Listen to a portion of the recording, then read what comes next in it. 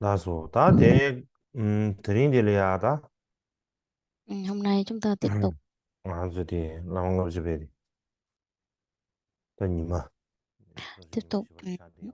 à, Sedan da phần deliya bài 50 di bài kệ andu ni về sisi đạo nange sư. so shi shi. Và trước tiên xin gửi lời chào tới Asa tất cả deje mi jije le pebe ờ, ge. ờ, Ani zuma na basure. Anta ờ, da chư shimbe da ni chida chư labo le. ni ở các ni viện Ta me sega. và Samalo le ừ, ya. tất cả chư Gomba. quý Gomba nam nữ basure. Phật tử Chimri shuwa chim kính shido. chúc ờ, quý vị nhiều sức khỏe. Ta de ne mutu ne ma. Chúng ta tiếp tục về Lamangab jibedi shivar cha bale ya. 50 bài kệ về đạo sư.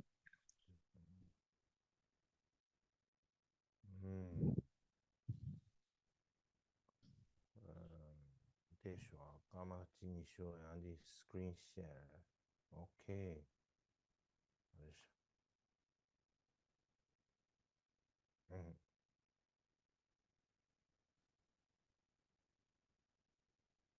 안데레야 나 가자 어 공도 아주 Như hôm trước chúng ta đã 아니 có chia cái phần 사페디베 chương mục đó, thì 그거 cái phần 후보를 mà 짰다 가는 가다지 땡땡이 시간 되게 mở đầu 사이네 thì 샤바스키면도 nó có những cái 가다 sự thay đổi một chút 갑데는 xíu, 간제 nhưng 잡아 mà 가르 tôi nghĩ rằng 가르다 là không 주제다 có 주제 quan trọng lắm.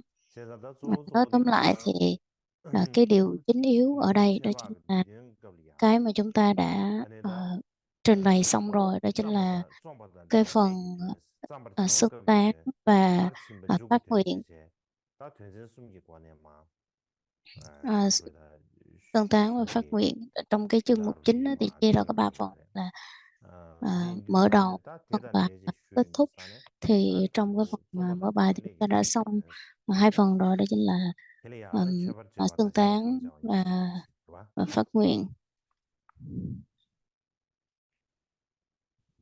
다 디나는 담보 제발 제발 되지 제발 제발 텔레야 Phần xưng tán. 반대 도시 셈베 네트 규르큐 발라메 셔기 베야마 지진 뒤체네 사티 Xưng 아니 tán thì 셔버 hôm trước 셔버 là 땡겨라스 có 다티 xưng 셔버 제베기 된다데 만지시 게두사네 là có cái đề đầu 가자 là 중을 người có cái 나올이야 đạo sư, 라 라메 người 라망업 주베기 간제 có 줘라 việc kim 라메 cang trì, 니고 간데스 và con xin giải thích ngắn gọn. 디나올이야 드세 가르케셔 드세 가르나요 다디 Các bài kệ 시자체 về đạo sư. 쉬스브레 다디링들이야 Cái phần mà giải 다데 thích ngắn 슈즈 시들이야 trước đó thì 슈즈 tôi đã 시 trình bày xong 스강니 rồi. 니오텔이야 Và 가다 trong 그 cái khổ 가정의 nhất thì có 조리야 hai câu, 나는 4 câu 라망을 thì hai 주베게 câu đầu 제발 là nói về là xưng tán, và hai 다니 câu sau 이제 제 là 다당 안 하는 제야 이거 직디 지수 잡고 이게 이제 tán 샤디기 thì ờ, 라망을 주베 세제스야 ở đây giải thích theo 그래 cái 인도산 다 cách 대야 giải thích 디 của 시샤 제세 chư Sơn 다 Trọng và chư 대야 Thiên. 양 잡아 미세시 다 디나로래 양고 현담면자 이렇게 봐 가르쳐 마 직 sabdiyarab shtando sabarabdri chayaso chayasa ta ti shishasira maja dishi Ở shwe đây ina ana tôi nương kabdaliya theo các panden bạn sa ti đi đồng giải kabde của ngài mongchana Jesus. bebe ishi ki pyar tembe na pandens Chứ cái chaba chữ gyata mà jabati trên na tinh ya ở đây pandens sa là ti bebe trang nghiêm. ishi da tembe trang, san pandens trang ta nghiêm ở đây bebe là ishi sa ti nói kade tới chaba rằng yo là aras labina chúng ta đã trang nghiêm bởi ta ti hai trí trí tuệ bất phân, trí tuệ bất nhị. Ừ. Thì hai loại trí tuệ bất nhị 도시다 đó là gì? 가서 Đó 사바티 chính là 되어 trí 있는 tuệ kim cang, hoặc là trí tuệ tánh 로즈사 không, 되게 동반이 되어 kim cang và 사바사 되게 à, 미국의 니지 되어 있어 và tâm đại 세상 bi, nên 텐저뷰가 không 동보다 và 니지에 말 trân 뚱니지에 매 cái trí tuệ bất nhị. 이시 도시 Nên giữa 더비기 hai cái điều này nó không có 띵스리아 phân biệt với nhau, nó hòa thành 이시 một ảnh 도시 더비 ứng, 띵스 là nó như 이시 kim 도시 cang, 더비 띵스 체 nó 대더비기 ờ, 공방 바로 도시 bất 더비 định như 띵스 kim cang, 교배 대더비 như kim cang định. 이네스야 텐저뷰 공방라야 Định cứng như kim cang ấy là trụ trong cái định như kim 전에 cang. 인도산 대저뷰 동이지 이열매 Và 이시 도시도 cái sự bất 띵지 phân giữa tánh 띵지 không và 대도 tâm đại 토베게 bi 아니 저 à, 공방을야 khi mà chúng ta trụ 공부만 vào cái 돼도 định, 토약의 유의 thì để mà 수요로 đạt 돼 được 가르쳐. cái định đưa 아니 vào trong cái trụ 라만데 định như kim cương, 라테 thì 아니 cái nhân 디스안에 để giúp cho 아마슈에 ta được đưa 아니 vào cái trụ đó gọi là gì? Đó chính 나마시시네 là 라면서 nương tựa đúng một vị đạo sư. 렐르테시네다 Cho nên nếu như mà nương tựa 유유유기 tựa đúng một vị đạo sư thì 이시기별로 chắc chắn rằng là mình có cơ hội 오늘 교할이야 tu tập theo đúng 유쇼로 đường, đạt được 라마함바 땡 cái 아디 cái 군데는 아마슈야 cái nhân 텔레야라레 bất 인스 phân giữa tánh không và tánh rễ bi. Cho nên rằng là 드린드 nương theo vị 라메 đạo sư chân tu 젠드르르다 tu thì 뚱이지에메 chúng ta sẽ nhận được cái sự 라마함바 khẩu truyền 토야테 chân tu. Và 라말레야라레 khi mà nhận được 인스타네 một cái 아니 라메 chân 샤비 베마 chính như vậy thì 라메게 아니 왜 구이 mình sẽ có 마셔 cơ hội 아니 tu tập đúng 데 đường. Cho nên chính vì vậy 샤비 mà 샤비 con xin 샤비 đảnh 베마야 lễ dưới 차차세기 chân sen của đạo sư, 다 cho 닌다 nên 원래 지신 thể hiện cái sự 뛰셔네 cung kính 사디기 đối với vị đạo sư của mình. 체바르 제베 유 라마 텔레야 Cũng vậy, cái đối tượng mà 체바르 mình đảnh lễ ở 젠게 đây là ai? Đó 마사 chính là vị đạo sư của mình. 빈빌라 더비 Ai là người đảnh 빈빌라 lễ? Tức 소마가 là 빈빌라 더비 cái người trước tác được cái luận 다 này đó là ngài Bavila. 수일람 턱디 룽아 이수 규백관에 아니 Và đảnh lễ vị đạo sư 샤기 của mình 인스베스입니다. bằng cả thân khẩu 아다디 vậy. 가사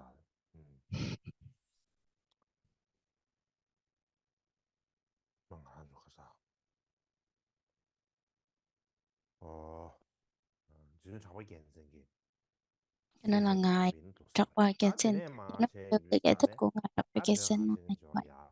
저야 Tiếp theo đó chính là 남은 것 주비에 제가 깨라 ờ, 세배를 ờ, một 지기다 trong những cái bộ luận 저방어 보시면 giải về 50 bài kệ của đạo sư 제가 nữa, đó chính là 로메르다 고아사 ừm, 자리요. 아 대시샤시는 아직 đó chính là 리시지기 ngài Trapwa Ketsin. Và ngoài ra 관례벌 thì có 선배네도 ngài 주교와 사디기 라메샤기 뱀을 주신 뒤지네 사디기 듀버 con xin đảnh lễ 딱 chân sen của đạo 듀버 sư, 체네 người 사디기 딱 đã giúp 강라 cho con 듀기 đạt 슬라 đến 자고들야 ờ, 강라야 차세기 quả 차세는 vị kim 와 cang 차세기 tất tỏa. 있으나 Thì 라메기 cái quả 샤기 vị kim cang tất 뱀말이야 tỏa, 차세기 라메 샤비 ai là người lấy 뱀에 lại? 뱀에 Đó là người 스쿠에시 trước tác ra cái 라텔 bộ luận 차세기 này. Xin đảnh lễ 라메기 dưới 샤비다 chân 더비 sen 주네 của đạo sư.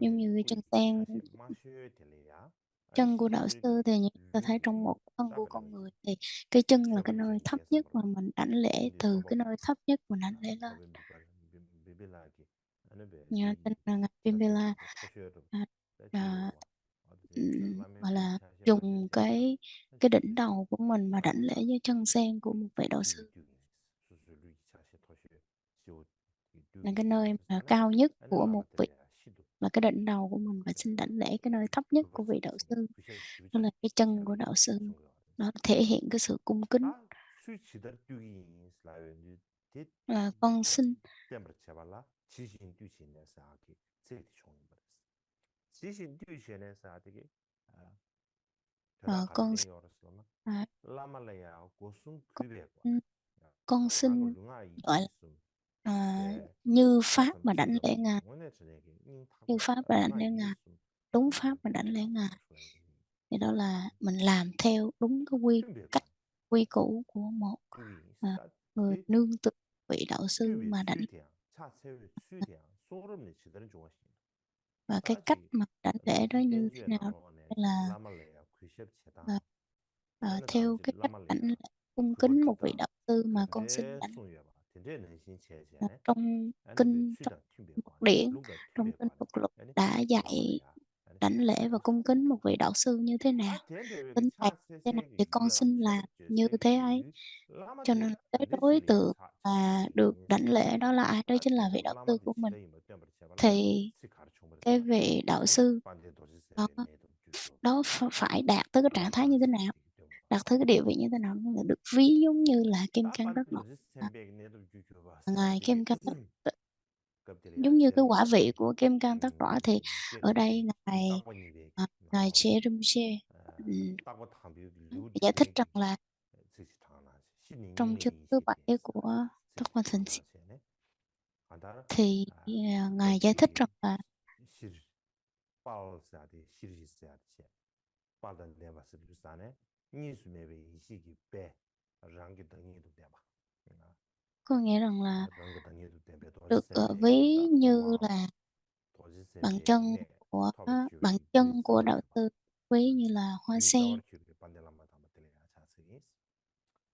ta te de ko doje sama sa te ya ta kande jir ko ko sana doje Và sembe ki samba juru ki sheba à, chebe kable si jir doje samba ya shaju chogi yi shega ý nói là tene cái doje trí nge ba kyu giác shi doje ngộ le tối chongo thượng tene được doje samba ví như je là suma kim na she cang, và khi shaju ngài sung xuất gi hiện cho te thì kwana ni de yer me de shube trí ge tuệ ba ấy da shi ju dẫn yi dắt ji doje te cho, da tele cho cho mình để su mà đạt cái trạng seba thái ta là quả doje vị se của ati ki kim cang tất sugu đọa. samba che ene Và kim samba cang thì se được ví ati như sugu là samba se se ta à, na le ten pháp de thân, rồi tắc đọa ta được ví như su ji là ku ni à, ta de be ga ta doje thân, samba cho de nên là kim cang tắc đọa là tôi du sung sẽ ju được ví ta như là khoma à, tam thân của Phật, khoya ki ene be như là gui cùng zawa thời ta di gian chúng ta khoma sẽ thab je ki đắc ta ka được shu tam thân của de Phật, de mi cho ro nên be ki ta ka vị shu đạo sư được ví như là kim cang tắc đọa. yue na ti cho me na thab cha de ba do de gi ka shu da Cho gui nên là zawa dường de như la tượng trưng la da như di cho phương tiện yin và ta trí tene tuệ. indu sa ne kam de ya do se be khoma thoya Cho ki nên gyu chính ro vì vậy de mà de ở da trong gu tu cái sung phần ju ki sáng này được ví một ta vị đạo sư ka được de do ví dụ se như be là khoma kim thoya gui cang zawa tắc ki ba đọa, và gui trong zawa ki be một, pan một de la ma ten do trong ji một ya cha se ge yin trong su một ma de thời gian, trong một ta khắc de gi con shebar sẽ je ba di hoàn den sa ba thành che đắc ta được, di je le ya nguyện con sẽ đắc được tam shebar thân tam của ja wa Phật. de Dạ. ta ma sin de Và ya do shi ya la ga tiếp theo đó chính là ta li phát, jar che phe je ge ji ni chi do se je như de theo cái bản mà de shin ba de được ji chia ge sẻ ge ji trên ga ye mình je thì ta ne thấy là có tiếng Phạn, tiếng Tây Tạng, tu tu ju tiếng ma bu yin za Hoa và tiếng Anh je ba ya và bo được se ba chia ghi ta rất de là ne rõ ràng. shebar tam ja wa Chúng ta có thể shebar tham tam ja khảo. wa de le Và ya tiếp theo đó chính là cái phần phát nguyện. Và phát nguyện đó chính là ta li jar ge ta trupa sta ya ramala vahut tandra gita sankit vaya katyat iem shrunut darina sadita tedemba ne tume gyumale somba dorgu sevandi ne kuvenga bar cheso ati ta di wo de ya song yero ko ya chenbe ki ya ga we nima ta we gyu sha we ge gyu te da ta de ne chi su 민고 규럽 tiếng 삼바라 tiếng 고민당 Phạn, 규럽이야 그지 à, 고민당 tiếng 규럽이지 Phạn và tiếng 민가블이야 tiếng Phạn 규샤베 được dịch ra từ tiếng Phạn, và sau 비턴에서 đó thì trong tiếng 개인당 규샤 교시래 항상 시가르잖아 마주다디 조디 비턴 맞지 và tiếng Hán thì 개인당 được dịch ra hai 다디 lần từ thời 니마타웨 규샤바디 à, 리자르겐 규나 샵시래도와 nhà Nguyên. 그래서 Và 디 từ 개인 tiếng 규 Tây thì 비턴만 được dịch 대신 ra từ 상상하지 tiếng 가 từ 가보고시 tiếng Hoa. 제자들 탕상민사디 그 비턴 바 개이터 규샤교 딩규르디 따조 디페주던가 가르상 그 Và sau này khi 대딩아 mà 상대시 야디 từ đời nhà 비가 Đường, từ 디게베 nhà Đường người ta 딩규저 cũng dịch qua 겐레다 từ tiếng 예들이 qua, 유니시다 qua, 따디와디 qua tiếng tiếng Phạn, thêm tiếng Hoa thêm một lần nữa, cho nên là tiếng Hoa có nhiều bản dịch khác nhau. 아야 따데데 디 텔레아 리자 퓨이게 인도시에 도스레샤 따텔레야 자기 주변의 신기 라문거 주베다 간제 암 Như chúng 라베 ta 인도 간제사 trước đó 디 là 도바데 제제 năm mươi 미겔야바 bài kệ về đạo sư 시슈리나 về người thỉnh thôi giảng 따데나 sẽ 라메기 셉기 빼말이야 따 차치기 giải thích 인도시에다 chương 쉐버제베 trình 걸리야 ra 라메 với các vị. 셉기 빼마 라메 Ờ, 꾸이 trong 마쉐 아니 쉐블이야 차치기 như 인지 nãy có vừa nói xong đó là cái 라브라바 phần 따차 lễ 체네 lễ đạo sư, 가르치기 라비나 lễ 차 đạo sư, 체네다 đánh 레스 sen đạo 샤바치시 sư, như 레카로 đã nói 가르치기 trước đó, đó là cái chân 라비나 của đạo sư là nơi 아니 thấp nhất. 주메 규만 Và xin kính 대대반 đảnh lễ. 주메 Đảnh lễ 규만이야 xong rồi, lễ 사디 về đạo sư xong rồi thì làm gì nữa? 아 Có nghĩa là mình đảnh 주메 lễ, 사디 가르치 mình mới 총어서나 mong mỏi rằng là 주머메지 mình sẽ 꿰메바 được thanh tịnh và tịnh 주머메바 hóa 사디기 다 chướng 주머메지 của 꿰메바 trở 샴바르 thành từ 타바 một 임바 cái thân 아 thanh 아니 tịnh, 꿰메바 임바 된거 알았어 thể hiện cái sự là không bị ô nhiễm 비난 다 và vô 되려야 cấu. 그 재미 사들이야 뜻이 Và 게다나 cái chữ mà vô 니사 cấu 따지 như 되려 chúng ta thấy là 지단 vô cấu thì có hai nghĩa khác nhau. 주머메바 Cái thứ 사디기 nhất đó chính là và Some dường nông như bà là chế thang nói tùy là lẹ bà yin bà chi. trong sạch, không Tēnī bị tsukwa có yōres. nhiễm Yāng nāna và gām bị tēlē lỗi lầm. mī gī wē Cái kī thứ tīmā lē hai sōng. đó là Tīmā nghĩa lē thứ sōng hai bā. trên là không có bất kỳ Tā một cái mī vết gī wē nhơ kī nào bā sā. của cái nghiệp Tēnī chē lē kī wā. bất thiện. Tēnī yō gām tēlē yā tīmā Và mē từ bē đó kī tā. ta thấy Tēnī rằng là gyū māng cái chữ sōng mà bā gyū vô zēn khā rē sī lā bē nā. vô cấu Gām tēlē yā bất nhiễm thì shūng. ở đây Lā māng ngā bī shūng zōng bā bō. trong cái phần giải Tā thích của Khurāng kī. tác giả Lā māng ngā giúp bī shūng các dē zōng bạn bā gām lē ở yā. 50 Tē bài kệ Khurāng về kā đầu tư Khurāng sō Khurāng kā tā gā thì ngài giải thích rằng lē là chī chī bā sui xā bā rē đám. Nā yāng Khurāng kī nām tō lā kāng xā bā. không biết Nā yō rằng lō là bāng xī bī sui xā bā. Tēn tē ngài lē xī giải kī bī nā. thích theo cái Tēn tē cái mā mà rē ngài sī. tự thấy hay là Gyū ngài māng bō giải lē thích sōng theo xā. cái Lā nā mī sự kī tā gyū mà māng bō lē mā tưởng sōng của xā bā. mình thì Dī kī bē nó nēng gā rō sā. cả hai nó đều không phải Dī là kī như vậy. nē Sang một cái chāngā sự gyū giải chū thích bā rất gyū xā dē là xē ờ, xā tēn tē xī yī sōng. rất là tinh túy ở trong Tī gyū cái xā ý lē lē nghĩa chī nē để gyū mā lē sōng bā sā. mình ờ, Zō tā Khurāng kī. nói về đạo sư, Lā māng cho ngā chī bī nên tsōng bā Khurāng kī. là khi mà giải Lā thích māng ngā cũng chī như bā tē là rāng sū khi chī mà yī. tương tác Tā về ngā chī cái kī bộ kāng chēn luận chē này rī. thì nó thể Tā hiện tī cái kāng bē tính yī sā. minh bạch, Nā jī thanh tịnh và không tāmbā bị tō có shī nhiễm shāng kī tā gyū yī bởi sū những xā rī. cái Tā rā lý tī do sī gì khác. kā rō rī sī ngī mbō tsū tū xā nē. Sā bā shā bā tī nī sī ngī sōng. Nên nói là trong cái Tā bản tī nē phần tā này gyū giải thích xā tē yāng tī shī gyāg shī lý nhất Bhūtān, ở Tantra Gita. Tā về gyū xā tē cái, Tantra xā chī yor bā. Tā tī cái yāng tī cách shī mà gyāg sáng shī yor cũng bā. như là làm Tā sao để gyū nương tựa xā đúng tē về đạo gyāng sư tē tī nāng lō tī shī khā rī gyō yor sā na. Tā gyū nē trong gyūn chā wā tī rī kō yor bā. Tā tī nā nā gām tī lī yā gyū tē lī thì yā nā mā rī yā wā sūn tū ờ, shā xā nē. nói rằng Tā nē là gyū yī gyū tā, jē bī gyū tā, tā bī gyū chī chē. Kā tā gyū tē lī yā nā mā rī trong yā wā tiếng Phạn sūn jī thì kua có nē. rằng Tā là gyū khi mà chī chē. nói Tā về gyāng mật tē điển nā thì tī sūn shā. ba ba kiểu Sūn shā. là nhân là vật mật điển về nói về cái thời giai đoạn nhân của bài. Ờ, cái thứ hai đó là giai đoạn quả.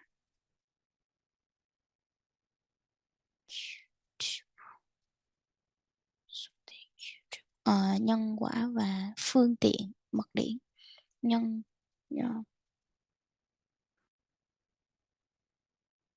mật điển thì chia làm 3 phạm trù. Thứ nhất là nhân là chia thông giai đoạn nhân, rồi xong rồi giai đoạn kết quả, xong cái giai đoạn là mình dùng cái phương pháp nào để mà đạt cái kết quả đó. Chē tāng tā gām tī lī yā tā gyū xā tī tā jī tāng gyūn chā bē tū nā yī sī. Tē lī yā anā gyū tē lī yā anā jī gyū yī gyū jī tā, Mật jī bī điển gyū một jī tā, dòng tā tương gyū tục. jī chē chē. Khi mà Anā có một cái dòng tương tục nó sẽ có cái sự kết nā nối bā yā wā sūn giữa ba cái phân loại đó. Anā tē lī yā tā jī tāng kī gyū yī gyū xā tē sim chē tham chē Rồi tā và jī khi nói gyū lī yā rī nhân, bē tē cái giai đoạn nhân jē đó kī jē thì kā shū nhân thì tất cả tē chúng jī sanh tā đều gyū jī có, gyū kī sō rī nē sūng lē tâm tō. thức của tất cả chúng sanh đều có. Tā nā jī jī bī gyū tē lē kā shū Và tā tē nā xīn điện kī ở cái giai đoạn quả thì jī bū rī kī bī tō shī shāng xīn bī yō kī tā yā wā thì tē chúng lē ta yā jī thấy bī gyū là sū bī yō sī. chẳng Tā hạn như tēn là tē bī kī gyū đức lēn jī của būn rū bē chē tō Kim Cang anā bē Trì ngā chẳng rā chā kē tā kī ngō là lā sā bē kī tā để ngō mà sī tēn đạt yō được rē sī kết tā quả tē về lē yā ước tā kī gyū trì chē thì chē phải sūng kī yō sī trải bē sūng qua shā. cái việc mà thực hành về Tā mặt tē lē yā jī jī tā hoặc kī là gyū tē lē yā tā nā gyū jī tsō chē bē wā ngā tō chē chē thông nē thường jī khi chā mà bē nói gyū tā chē tới bē gyū tā nē yō bē gyū tā điển thì nē có yō bā nā 4 mē bē cách gyū đó tā sā bā là tā jē gọi bē là tā tục gyū kī bộ, ngō sự bō shī bộ, bē sī. vô già Tā và tō vô nā thượng. gāb Nó tē có lē yā 4 jī bộ khác nhau. Nhưng mà ở đây sā ngā thì kī gyū tī tī sū nā tā à, lā tō tō rō bē tā kā tā sā trong 4 chī bē bộ kī gyū của māng lē sūng bā sā tī thì kā rō sī. Tēng gō cái lā bē nā bộ sā mà ngā nói kī là gyū tī tī sū nā rō lā mā sūng cái shā sự chā kī chī vô cấu lā mā tēn sū māng bō chī wā bất rā nhiễm lā mā tēn sū nō rō chính kā rā là yī lā mā tēn sū mā nō rō kā rā yī bā dạy wā tā về tī tā trong māng bō chī sūng cách shā bā mà tī kī nē làm ngā sao để kī mà yī nương nā rō đúng gyū shā bā yī một sā nương anē tựa đúng chī mā mē bē một gyū māng bō lē đạo sūng sư, shā bā không có bị gyū sai māng lē sūng bā sā được. tā tī sūng bā Nó gyū là tsā rō tā mình tī shū shē tìm là mình làm sao mình nương tựa một tā vị yā nā đạo sư yā tē lē yā cách kō tō bā rō chī kī yō nhất mā như vậy. tō bā chī Và kā ở rā đây yō thì sā chúng na ta sẽ tā có kī rāng khởi kī lên chē một bā cái nā nghi yī vấn, đó chính kē bā là chōm tēn dī yā nếu chē bā nói tō như shī vậy shāng kā kī thì tā gyū ngài tī sū nā Đức rō nē Thế Tôn, Đức lā Phật mā Thế tēn sū tī Sa sū Mâu Ni, Đức Thế Tôn hoặc là sūng sā bē ngài yō kī na thì 결한 게 đã 야단 dạy như 시야 vậy 봐. thì ông 갸드 dạy lại, 시네 ông 짬바도 viết lại 장기 như thế 왕고 있어. này với cái mục đích 그 như thế nào? Bởi vì nó vô nghĩa, bởi vì 좀버도 những cái 장기 lời Đức 유익을 Phật, 아주 Đức Thế 땡야지 Tôn 뭐. đã dạy rồi, 해야지. thì chúng ta 맞게 có thể nương 시비시야. tựa vào những cái lời dạy của Đức Phật 도와. để mà chúng ta có thể 그런데 học và thực 딱 hành theo. 젠더리고 Tại sao ông 가봤어야 lại giải thích 세대 làm gì nữa? 제도 Ông Ki ông nói rồi làm đây làm gì 송바스나 nữa? Thì Ngài mới giải thích rằng là 노르주이체는 시행이 있어야 좀 매기만 해 송바스. cái trong cái nguyên văn, trong phần chánh văn 아니 là 노르주이시야 받디네 thích 사디. một cách ngắn gọn 노르주이시야 thì nó 받디네 giải quyết được 사디. cái việc rằng là 아니 tác 딱 giả 젠더리고 đã 가봤어야 제도 tác giả 노르주이시야 đã 받 시행이 giải 사디. thích ngắn gọn 데 간데레슬라빈나 데 như thế 더버 nào 실수 để 간데레슬라빈나 nương tựa đúng 딱 một vị đạo sư. 지단기 담바도지 장기 딱그 왕부지에게 나오네 그 왕부지에 나오네 지 라마 딘수 Trong 마노 가림바 이러봐 trong 노 mật 가림바 điển 되게 thì chúng ta biết 세버지 rằng là 써 cách để mà nương tựa 니네 đúng 딱 một vị 그 왕부시우지 sao để không bị 그리고 sai 그 đường lạc 왕부시우지 lối, thì nó 여기다 có rất 그 là nhiều 성어야 mật điển khác 따고 nhau. 주나 Như vậy thì mình không có biết làm sao 딱 để mà 딸이 à, 움직임이 à, 바로 딱 통말로 tìm trong mật điển, mình 딱 không biết là 두면 cái bộ 지난 kinh mật 왕부지 điển nào đã nói rõ 따로이 너 việc 말라 안다네 làm sao nương 땡기 tựa đúng một vị đạo sư. Cho nên ở đây 딸 là trích 투약을 dẫn 하고 있어 cũng giống như là tập 내려가 hợp, 보는 그 nêu ra những cái tinh túy về cái việc 시력이 làm sao 남기 mà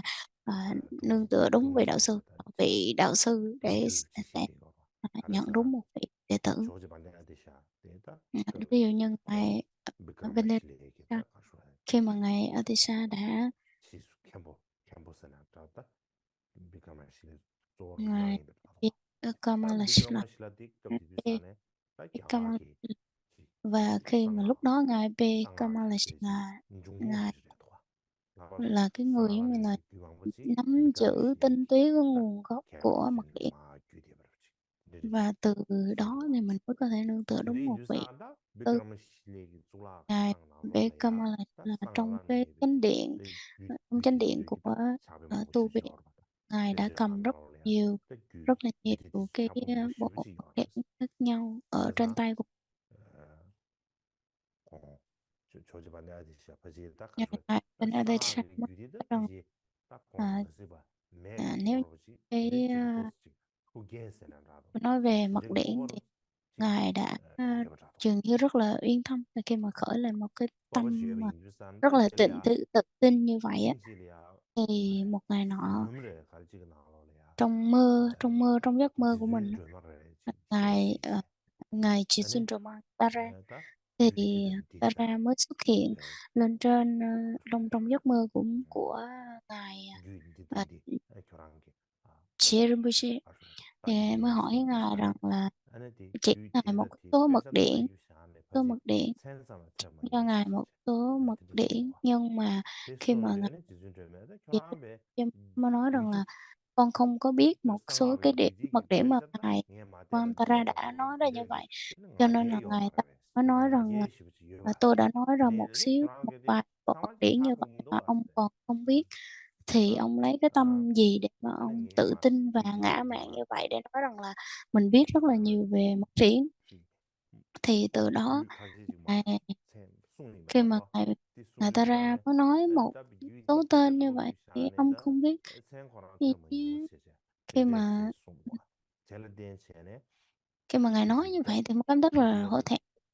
Ngài nói 가로장 một 아차베 cái tên thì còn 네 không biết huống gì 유시오지 tới coi trong mật 아 điển đó là 그래서 cái 너 gì. 마세게 베 Từ đó 아니 별이 앞에 thì 조지반에 khi mà ngài 디스코레스 Atisha đi 별이 tới 앞에 디스타네 Ấn Độ, đi tới Tây 삼위 Tạng, 아차 담보도 khi mà 떼 tới cái tu 예마 viện Sanje, 디베레시는 bắt 앞에 đầu thì đó 디스타네 là 디스타네 thượng 베세네 엔다 상하에 thượng Tây Tạng, 위상도 thượng trụ Tây Tạng, sau 디스타네 đó mới tới là Lhasa, 꼬바로 Uttong, 게라시디 xong rồi mới tới rằng là 자비 거래 sau đó mới tới là 삼위에 Sanh, 디스타네 đi tới 삼위에야 tới cái vùng 아니 Sanje, 별 tới tu viện 체계 디스 급이야 các cái 아니 vị 상 vua Tây Tạng 리더기 되 변주야가 thì 야자시야 변주야가 họ đã 컴퓨터로 tạo lập rất là nhiều 디르나로로 cái thư 자리들이 viện 먹고 있어 về kinh điển ở đây mà chứa những cái bộ kinh 상하게 điển, mật 이렇게 điển khác nhau, 도와줬다 간다 và trong đó đặc 자 biệt là 잡을 방법 쉬위에 rất là nhiều 다 mật điển, 디나로래야 아니 상하게 cực kỳ 유디 nhiều, và 모스티 trong đó thì 딱 뭐네 những cái bộ mật điển 상하게 đó 유디 ngài 사야들 타산에 의해서 먹었다 니에 ngài 사르베 nói rằng là 피자래야 có thể 대중 매교 không có đủ 공원이고 không có đủ. 다 되게 Cho nên, 상하게 그 trong 배자고 đó thì 진짜 dường như có 자기 rất là 망고 nhiều 쉬우지 cái 다 kinh 되게 điển, 사람 và 사람들은 말다 như những cái 양하게 bộ 야매라 này tôi đã 되게 망고 có 쉬우지 một số 얘야 gì là 좀 tôi 쉬 chưa được từng 그래서 thấy, 가시 봐 야래랑 게 và có 배쉬지 những cái thì 야다 chưa bao giờ được 땅이 chưa 이제 được 계속 thấy nữa, cho nên ở Tây Tạng, ở Ấn Độ 어다 tôi chưa được 되게 thấy, cho nên 뉴스에 tôi 되네 다 đã 저도 viết 관대 tay lại, 어디서도 viết lại trên lá hay trên gì đấy, 가르쳐라 viết 다지 lại và gửi về lại Ấn Độ. 상하 Thì 개바시 ngài Atisa 나는 đấy, 지금 그 산다 ngài Atisa đã 야야지 làm như thế. 상해 때마다 갈라간 섬이 여야 됩시 Và 다시 lúc đó, 유백하면 시대 lúc 조다 đó thời bây giờ 제시 nên mà chúng ta thấy rằng là 이나라리가 cái tu viện 갈라간 Samye đã ảnh hưởng 되듯이 rất là nhiều 자비 뭐 ờ, 쉽지 yap지 đến rất là rộng 다 rãi, 딜레리아 시야게 딱구나 và cái 가서 cơ hội 고급다 mà 시야게 để 배 cho 가서 다 뒤주다 고급라서 근데 자산 유에 된게지 cái cơ hội mà để có 초지 cái cơ 반대 hội 어디서 또 học 이게 hỏi hoặc 다 là 마시데야 tìm hiểu hết tất 뒤기 cả, thì đó là chỉ có 망고 ngài 있어라 그래서 Atisa 다 có cái cơ 기다 hội 미지기다 chưa đọc được những cái 자서리에서 bộ 계획량 truyện 아니 chưa 그 từng được đọc và người khác 자산으로 không có cơ 다 hội để đọc, 때가 하고 그래서 nhưng 제가 mà 다 coi hết 지방으로 hết 다른 집에 얘기 다 thì rất là 기부 해봤을 khó. 때 Cho 패배지야 nên 돼. là nhờ 다 những cái 뉴망고 nhân 뉴 가시에 duyên khác 나로 nhau 해야지 thì một 수에서 số 때가 좀 cái bộ 첩상하고 mà mật 해야 좀. điển đó 야 가시에 nó 나로 할래야 아니야. mình biết được rằng là có một số mật điển nó 가수에 bị thiếu, hoặc là nó chưa 체라 có 쇼 돼버려. cái sự giải 어다 thích 근데 ờ, 이게 từ các 뉴스에 vị đạo 뒤지야 sư, 되게 상으로 이제 뉴 상으로 뒤 시세는 기다 và 기다 chính vì 탐제기 vậy mà 뒤 tác 마상하면 giả đã 뒤시 đọc có cơ 찌부 hội 뒤 tìm 때버려. hiểu và đọc học hỏi 이긴절 hết tất 때는 cả trong những cái 아니 bộ mật điển khác nhau 가수야지 để mà rút tỉa ra 다들 제발라서 되게 cái 아니 bản luận 가수 giải tinh túy 그바데바 này. 요리 Chính vì 사람들 내가 vậy 고고고이 chính 고고 vì vậy khi mà trước 고고에 phát ra 대해서 cái bộ luận này không phải là một cách vô lý hoặc là vô cớ, mà nó có cái ý nghĩa sâu sắc, đó chính là giải thích về cái 타마들의 냠버 tóm gọn 기시소 về cái việc 냠버 rằng là 기시사 làm 되게 sao để 딱 mà 개받는 데에 심지 hiểu đúng 탐제할게 về như thế nào là một 자르체 vị 딱 guru. 개받는 데에 심지 탐제 되게 딱 얘기 끔들래야 주면 매비 규대 망고진 Cho 대샤 nên 되게 chính 라마 vì vậy mà 딘서기 내가 trong cái 사나가서 라마 cái 딘서기 việc mà 탑 cái 만으로 việc mà làm 되게 sao để 상으로 mà 비나 nương 때 tựa 세상 개받는 đúng 데에 một 심지 vị 탐제 đạo sư. 냠버 기시 제세 대야 딱 Cho nên chính việc này tôi ghi ở 교회 trong 거는 cái 냠버 chỗ 기시 này, cái khổ này ghi là 난 릴이야 xin hãy lắng 그래서 nghe, 미세를 가도 나 là 이용 안 하면서 너 이게 lắng 좀 nghe một cách chân 어, chân thành. 즉 최근에 백업이야 너 이게 좀 사지 숨겨요 봐 Trong 내 cái lúc mà 이게 좀 사야 돼 trong cái lúc 거기 mà chúng ta 어디 thọ pháp và nghe pháp thì chúng ta 간대 biết rằng nó có ba cái điệu, 라멘 인고 ba 간대 cái 기도할래야 세버지 ừm, 숨어 giống như ba cái 대 bình á, 부바다 대자와도 대 부바도 ba cái 된대게 lỗi 너 đó, 이게 ba cái lỗi 너 khi 이게 mà 좀 mình 제일 nghe về, 거네 아니 mình 냠버기시 phát khởi cái tâm nghe pháp mà bị ba cái lỗi đó, nhưng mà dính vào ba cái lỗi, nhưng 딱한다 mà là cái bình 근데 가수에 야, 너 이게 cái bình 숨 chơi. 사는 게 해야지. 딱 안주는 게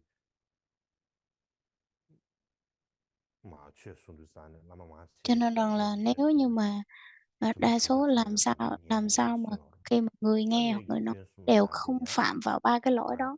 양재기 콩으로 Cho nên là 쥐고 trong 그러냐? ba cái lỗi 야들한테 mà 라면 연구 cái cách 간데 mà mình lắng nghe 디나올래야 너 이게 một 숨 vị đạo sư mà giảng, 아, thì mình 야 phải hiểu 콩으로 rõ rằng là 가서 sao để 사서 không 비슷해. bị mắc vào ba cái lỗi đó, mà nếu mà 뭐다 không bị mắc 되게 vào ba cái lỗi đó thì bắt buộc mình phải biết là làm như thế nào để 양재기 시작하고 đúng một vị đạo 망치 sư. 쉬운 뜻이. 다 되네야. Và 진짜면 지금 잡아 trong tiếng 괜찮지. Phạn á, 대박 họ đã giải thích rất là rõ 널스야 về 미지 cái việc rằng 쉬위야.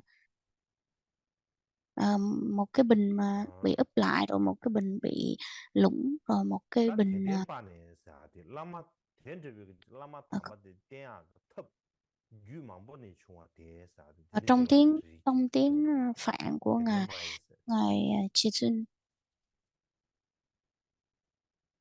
어 theo cái sự giải thích từ 그래 tiếng Phạn 대시게 thì 야바로 có nghĩa là 대대반에 사디 có hai cái, đó là 대대바 이사 되게 텐저비 từ 라마 담바 đây 대발라 대네 나 당기 xin 얘기 배 가수에 luôn là 지 ờ, 가수에 xin giải thích đúng theo như vậy, đúng theo như pháp, đúng y như 주마메 pháp, 규망보 레 có nghĩa 라마 là 딘주마노와 nương theo đúng pháp 뭐 mà 가르치고 giải 되게 thích, chứ 시행시고 không bị 있어야 ảnh hưởng bởi 근데 một 이제 계속 cái 냠내 줘야 cái chi 야면 tiết hoặc 아니 cái 대대반에 điều gì. 사디 라마 담바 대도 Cho nên 땜베 là 수양 땜베 톱 chính vì 규망보는 cái 좋아 việc mà nương 시대지 tựa đúng theo một 얘기를 vị sư mà con xin giải thích 다 ra 전제적인 규 cái 망보는 중앙사 대 bộ 규 luận này, 간의 giải 중앙사 thích hết 다 trong bộ 좋아야 luận 말이야. này.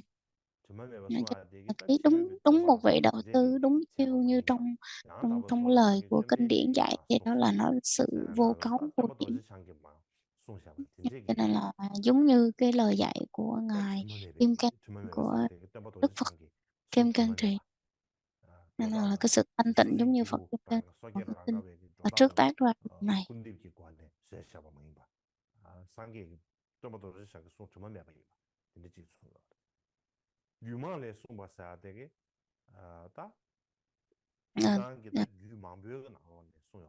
따이나 조디 규디 조다 가장 규 하실 송도. 다들이 지금 잡을 기엔세. ngài Chư Xuân Trong Quan Kiệt Sinh 가장 뭐 쉬운 trước 신기. là ngài có nói rằng là nói một số cái tên 규콩 của các cái bộ 시에베 mật điển 겁이야. khác nhau và 가자리 một 지령아 số 시에베 겁이야. 아니디 cái dẫn 콩콩도 chứng 간에 về 중앙 chứng minh ở 시에베 trong các 겁이야. bộ 조 mật điển. 유응아 송송. 나 유응아. Thì 나 nói tới 유응아 5 뭐 cái 시즌 제발 bộ 코로나 날 mật 유응아 điển 뭐 송. khác nhau. 유응아 송도 Thì trong cái 따이네마. phần 야 giải của ngài Đức 레레신 Phật 마다 có ghi 유응 rõ 컴스도. cái tên 유 của 5 bộ, 유통대 가르쳐 줬잖아. 남나지 nhưng mà nếu 유사와야. mà xét kỹ 소바디. lại 유바디 thì nó 도지 có 수도체. 6, 소바디 신지시에 nó có 6 사나는 cái 규체. bộ mật điển 시바디 khác nhau. 배서 당보체. Ờ, 나바디 ngài đã nêu 내정왕은 사원 từng 유로체. 내가 주바디 도지 năm 구체체. năm 가다. cái bộ mật điển đó, 지단기 trong đó 올라마디 이제 có 유망 6 cái 끝나는 bộ mật 송 điển khác nhau, 유망 trong đó 끝나는 có bí 송샤. mật 다 cập. 디즈기 된다 상말로 뒤잡아 드리징이. 이 나네 그냥 쏘다. Cái bản luận giải 아. này nó được, cái 유튜브 bản 딱 luận này 고대로 được thuyết phát một 유용한 cách rất là 뭐 tinh túy, 이게 나네. được 송샤디. trích dẫn từ trong tất 아니디 cả các cái 가르쳐야 bộ mật 된다. điển khác nhau 뭐 và 규리시는 như 시에샤바이. được 내 미산에 안에 tỉa 내려야지. hết, rút tỉa ra hết từ 그게 tất cả 야바다 những cái 야나지. bộ mật điển đó, và dường 유망보는 như nó không có 송샤바디 sự 내 lặp 시에베 줘봐야 lại, cũng 말사. như là 그제리베 không 아싸지. có cái sự 이게 không quá 매봐. dư thừa, 딱 cũng 알아. không có bị 유망보는 나는 송도 lặp lại, 송야바디. không phạm những 이나다 cái lỗi mà trước 포함을 sau 내리고 quá nhiều. 있어. 젠저 된다 상월로 뉴시엔 Nên là làm sao cho khi mà người đọc có 서로 thể dễ 대화다. hiểu 뭐 và 나와. 나한테 dễ nắm, 대화다. 셜록 và 홈즈나 nên 주의가 không bị dư- 나눠내. không 이게 quá 상고 뉴시 không quá 대한 nhiều cũng không 인수. quá ít. Nên là nó tóm 다 gọn vừa đủ 되게 trong 10 지선 khổ 잡을 thơ đó thôi. 계획이 고말제단 Nhưng 됐어. ngài thì 다 xin 지선보다 trong 신백이 cái 니 tích như vậy, 삼바 탐지하게 딱 공부들이야. 제단데 가다 và 지시야 ngài 되었잖아. 다 ngài 페이지 찍고 버렸어. tiếp theo là ngài Trẻ Sungama Chimbo, là 다 ngài 대된반의 시행을 그걸 람마 à, 담아들 때 ngài cũng 수 giải thích như vậy và không có sự giải thích nào khác, nhưng nó tóm gọn là cái từ ngữ nó khác nhau thôi, chứ còn cái ý nghĩa nó vẫn vậy. 가장 Và ngài nói rằng 쓰자니 그거 체별관에 ngài 연구를 했어. nói rằng là đối với một 다 대한 tử, 람마 khi lắng 담아들인지 nghe 고알기 thì xin 아니 hãy lắng nghe 중점하고 cái 명익이 bộ luận này được trước tháp một 들어가서 cách 야나지 들어가서 đầy sự 상세 tôn kính 제대로 và 누리자고 trân trọng, 이봐.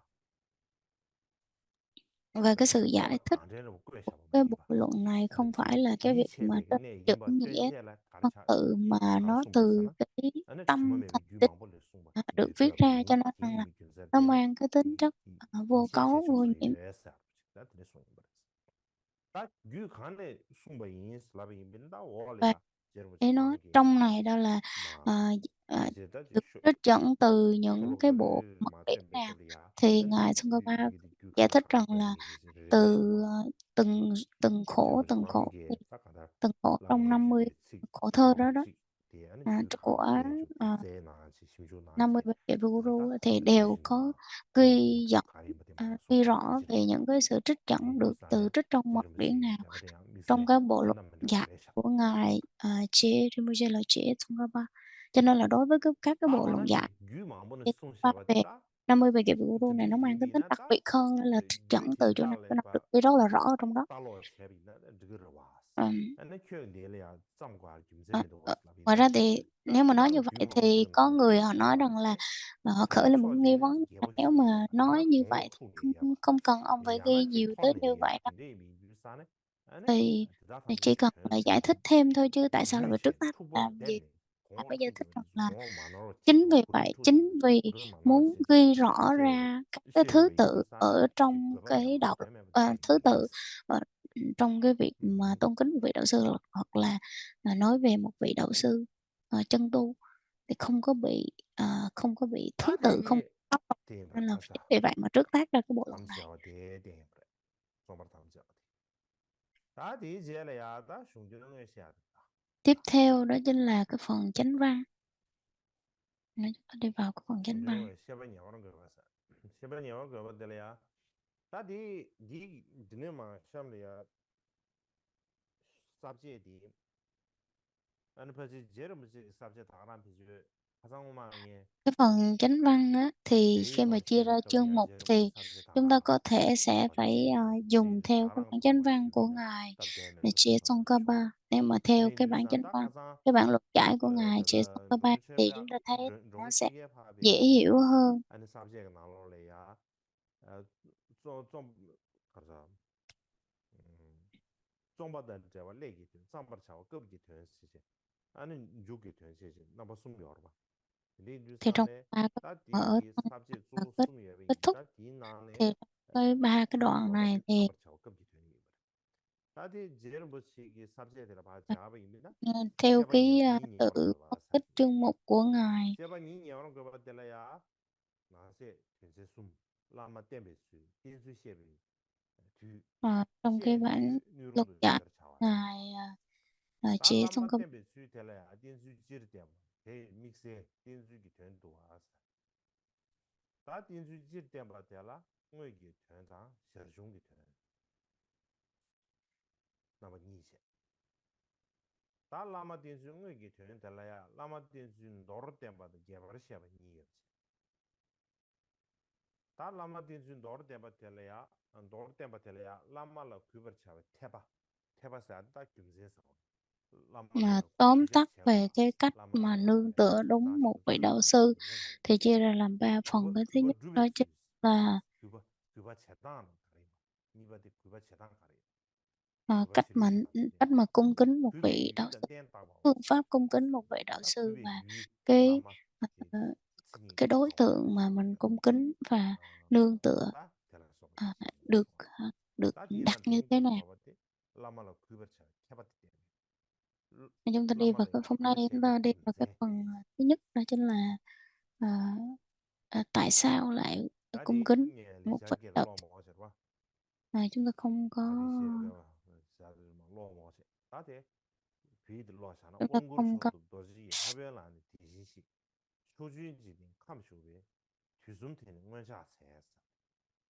게다 라말레야 아주 자신부지 아니 cho nên 개신부 phần này nói 쓰고야지 rằng là chơi 그때 à, 근세리 송 chư Phật trong ba thời. 간다 소변이 채와 라메기 채와 Chư Phật trong 라메 ba 라마 thời đều 자신부 tán dương 근세 và đã truyền 다데 cho chúng ta cái sự 근세바니 à, trong cái pháp tối thắng này 다 될래야 mà 당부 xin hãy học theo. 인주라는 게 되게 라멘 인구 간데사 다다 라망업 주베긴 잡아 간데지어 봐 대시자지는 만드시 슈이다 츠그리를 À, 신도 봐 슈모가 hôm 제바 nay chúng ta sẽ 츠그리를 đi theo 간데지 cái 츠그마 phần 요르데마데 từng 시작되면 두다 bản của sự giải thích 슈베르부터 trong 50 bài kệ về đạo sư, mà chúng ta sẽ không đi từng chữ trong tiếng 다 Phạn, bởi vì 될래야 từng chữ 간데긴 잡아 Phạn chỉ tốn 야당래야 thêm thời gian thôi. 원구로 써야 돼 그럼 Ở 될래야 trong này thì nói về cái truyền quán đảnh. 와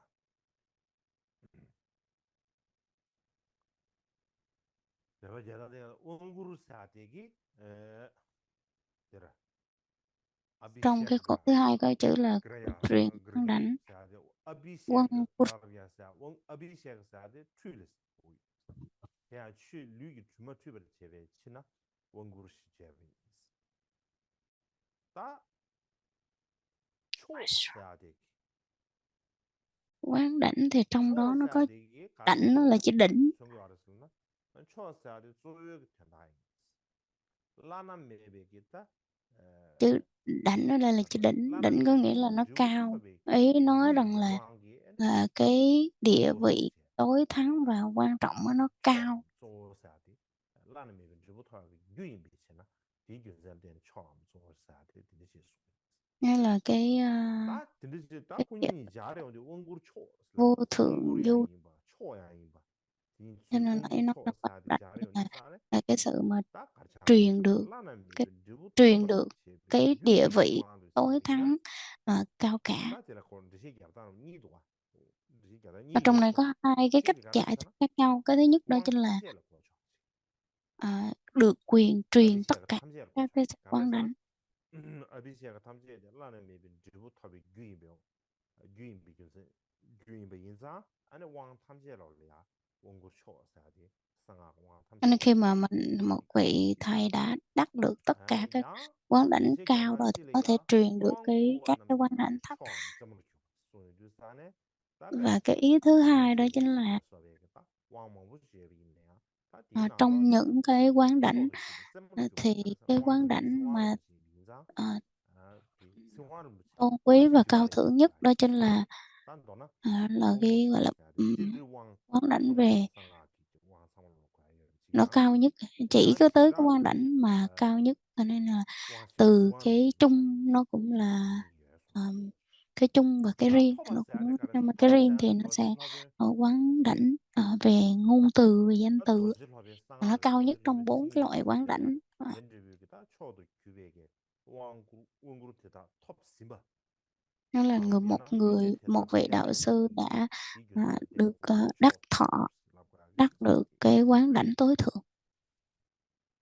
다 전에 와지르지아리아 라야데 다 도질합에서 도질합에서 Vì đạo 다 sư Kim Cang 도질합에서 là 야들래야 다들 Maestro, 겐드지는 뜻이 야단지 Maestro, 대신 야단지를 가르쳐냈잖아. 도지세야 되게 도지창게 두슈가 Vajrayana. 대군도 쬐베 치나 Đó là cái vị mà đạo sư Kim 인주사나 Cang. 도질 Nó 창게 là vị thầy 두슈가 của mình được ví như đạo sư Kim 나는 Cang. 도질하베스 이래지 뜻이 야단지다 야면은 양 도지세야 돼 니즈베베 Đạo sư Kim Cang là đạo sư 동인이지 Kim 미지베 Cang thì 나다 Kim 동인이지 Cang được ví như là 예메베 지시 một cái sự kết 뭐보시에 hợp 관계 không 양 vọng bất phân giữa 제바스게 tánh 예로부터 không và tâm đại bi. 도지의 최소 Giống 디베시나 아니 도지 nó cứng như kim cương, 겐드비기 니즈메베 동인이지 và 예메베 giữa 람텔라야 cái sự bất phân 안에 giữa tánh không và tâm đại bi 로만 đó, 즈버티아바 로만 đó là 즈버체게 cái 로만 cái người mà 즈베 có thể 자롱체게 dẫn dắt cái 쟁겐이지나 vị 아니 đệ tử của 도지 mình, đó mới gọi là một vị đạo sư Kim Cang. 도지 야라질이야 Nếu như 동인이 cái người có thể dẫn 예메베다 dắt cái vị đệ tử của 이시 mình đi vào cái 제베야 con đường 도지 mà bất phân giữa tánh không và 로벤스라고 tâm 하는 đại bi đó 델레야지 thì chỉ có 아니 vị đạo sư. 동인이지 Cho nên là 예메베 cái vị đạo 아니야 sư 아니 로마 là cái người có 젤레야바데 thể, cái người 티베체게 델레 dẫn dắt 제로와시게 mình vào, gọi là tiếp nối cho 델레야다 người đệ tử, 즈버체게 미사네 thúc đẩy cho người đệ tử có thể bước vào cái con đường 도질로든지 mà chứng đắc bất phân, sự bất phân giữa tánh không và 다 tâm đại bi. 지시비 Nó mới gọi là một cái 따탄가다 vị đạo sư Kim Cang. 따다가르스로 따탄가다 젤레야 안다 드시 야다로 니입체 다들 야레나 지금 디게네 베 뒤 탐지에다 나바 탐지에 시작 탐지에 양다고 캠베 왕 뒤 가지 Như Lai, 뒤다 Như Lai, 나바다 chư Như Lai, 시작 ta thật 탐지에 là chư Như Lai. Như Lai có nghĩa là 뚜루를 샤바는시 캠베 왕게 람 드버 차베 람 칸데임바 대코너다 식베 치나 하나 뒤지시고라스 드버차베 람치도 임바티 되는 신체션 다가다지 전주가 람성으로 Như Lai có 칸데 nghĩa 임바 대 là cái 뒤시고 người mà có thể 되네 dẫn dắt mình vào cái con 디게 đường 람텔레야 à, 지시비 식바 như thị, 민주산에 하나 à, 뒤지시고 con đường giống như vậy. 되네 야나야 드시 야나 신다질레야 Và một cái mặt 규제 khác thì có một người giải 천재나게 thích rằng là 싸박 칸데 임바 à, 안데 다다미기 cái người 릭 칸데 có 임바 thể hiểu được 다나지 căn 다탐지 cơ 유를 trình 유를 độ của 가지고 mỗi chúng 임바 sanh nó nằm ở cái 다나지 chủng 규제체 giống nào, 소베야 cái căn cơ 안에 nào, 최 칸데지 소베이나 안에지 외신 và là 참바시나 cái người có thể biết chính xác căn cơ trình 디켄게베 độ của mỗi đệ tử 지랄레야베 của mình 라랑기 trong 안에지 bất kỳ mỗi 도르바 thời gian nào đó, để làm sao để mà dẫn dắt cái vị đệ tử họ có thể phát khởi một cái niềm tin 대쉐 tùy 외신 theo 참바시 숭구여기니까 theo đúng 디찬이 với 디시고 왔어요. chánh pháp. 단도는 Nên chính vì vậy mới gọi là giải thích, 숭구여 có nghĩa là 세계가 gọi đó là Như Lai. 그래서 Nhưng nói tóm lại là Như Lai đó 다 là một cái tên 디찬이다. gọi khác của 디시고 Phật. 되게 다 전에 축주 나신 딕 사디데 축주 축주 Ờ, 사디기 10 가르친 phương. 거잖아. Tiếp theo là 나 10 phương. 샬롬 누장 단지에 10 배 phương 초치 ở 있어. đây thì có 엔 4 디엘라야 phương chính, đó là 디디 Đông, 메라 Tây, 속으로 Nam, Bắc và 삼시. 4 phương phụ. 나 메라 속으로 4 삼시 phương 사디 phụ 샬롬다 룬누다 누장다 giống 장샬로서. như là Đông Tây, Tây Nam, 디지로. Đông Bắc, Tây Bắc rồi kêu. 디 Thì 강래야 có 4 닝다 phương phụ 고니 보디 và 닝이 산데. phương thượng phương và hạ phương thì tổng cộng là có 10 phương. 초주 들어봐. 초양인의 주인이시는 안 초주. 땅아 샬롬 누자 초시가서. 초시제 디강 참시제 디강 등원이 동윤주산 아니 초주. 도차대 걸어. 다들 직딩이 감사. Ờ, tiếp theo đây là thế 다 gian, 로가다도 là cõi thế gian. 로가다도선 직딩이 감사 Ừ, 되려야 Lokatatu. 직딩이 감사하기 가르친 거라서 다바나 마다베 Tiếng 상게 Phạn 신탐 gọi là 탐제레 Lokatatu.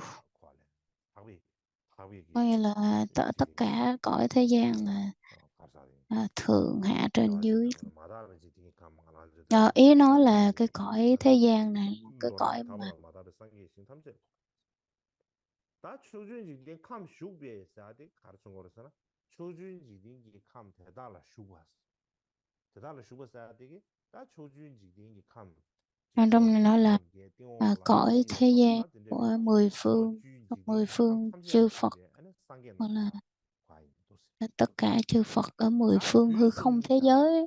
Nên mình hiểu rõ cái câu là 그리고 tất cả chư Phật 10 갈라사 phương 되게 hư 다 không thế giới. 뒤숨사 되죠 Ờ, 그리고 trong 갈라사 3 뒤숨사 thời. 되게 딱내 마음 다다 뒤숨사 뒤숨데 뭐 임바 그럼 들려야 조디 그럼 들려야 나로체 아니 인고체 아니 시루체 아 견제 딱 한다 뒤숨사 돼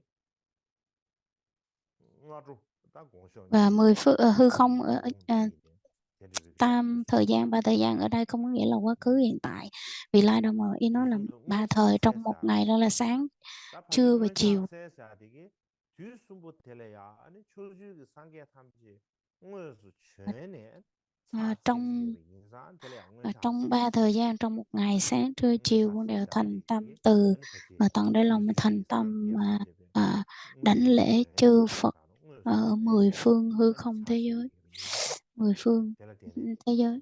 가서야 아니 원샷 세사 jadi tadi tenda dodo 가르잖아.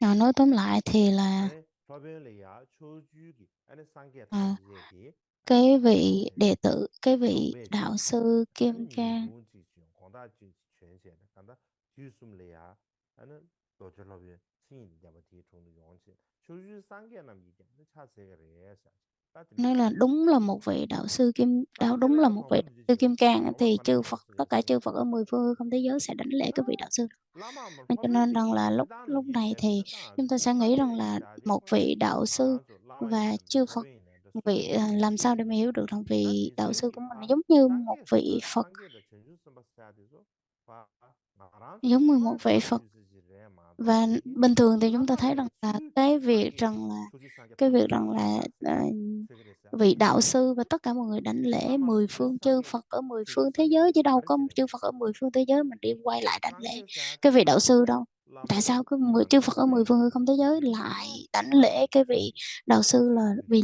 cái lý 인지라비 do gì? 디지 취차세 가르스라비나 다 젤레야 아니 다들 간제티 나로 준진나면 Ở 뉴스 trong 라말레야 các cái bộ luận giải của tiếng Phạn á, 상가로서 họ giải thích rằng là 디스마도 다 cái vị đạo 상가로서 sư gọi là đạo sư Kim Cang, Tushilopon, đạo sư chân tu nha, là gọi là Tushilopon.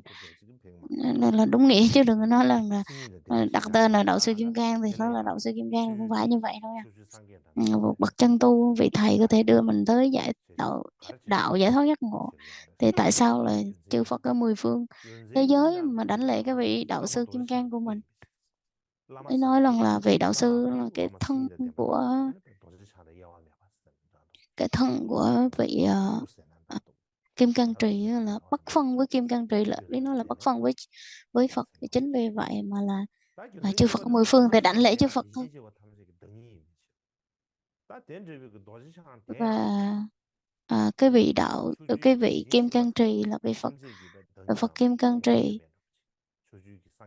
Vị Phật Kim Cang Trì lại bất phân với chư Phật ở mười phương thế giới. Chính vì vậy mà đảnh lễ nhau.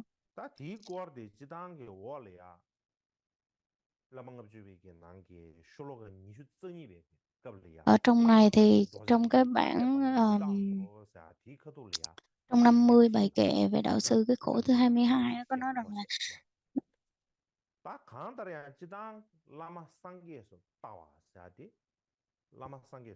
nên vị đệ tử không nên coi vị thầy mình là bất phân, là gọi không nên coi vị thầy của mình là khác với cái vị Kim Cang đạo sư.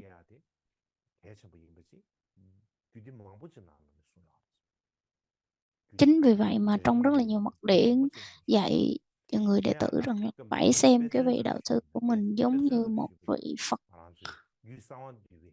Ví dụ là trong bế mật tập hội, trong bế mật tập ở cái chương số 17,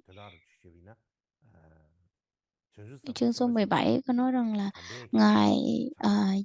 ngài Di Lặc Bồ Tát đảnh lễ Đức Phật và thưa với Phật rằng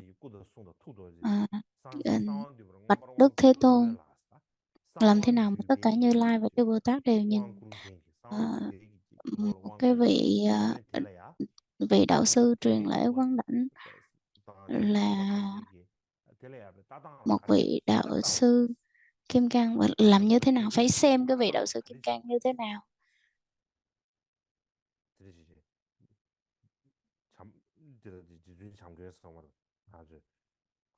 Khi mà Bồ Tát Di Lặc mới hỏi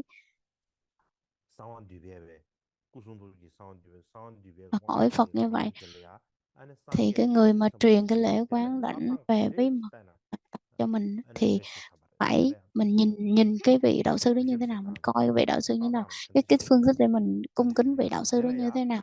Thì khi mà Đức Phật ở mười phương, chư Phật á, chư Như Lai ở mười phương mới trả lời rằng là này Xá Lợi Tử, tất cả chư Phật và chư Bồ Tát đều xem cái vị Kim Cang,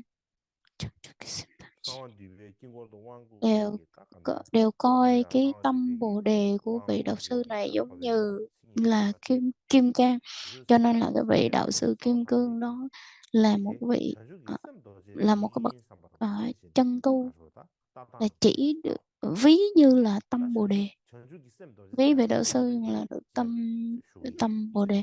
Nên tâm Bồ đề như thế sao, như thế nào gọi là Kim Cang Bồ đề tâm á, thì Kim Cang Bồ đề tâm là cái gì thì mình sẽ có thể giải thích sau.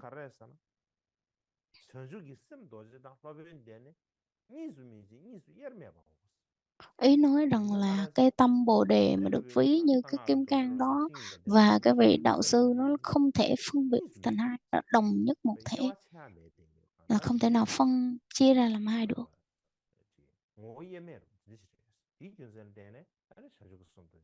Chính vì vậy mà chính vì vậy mà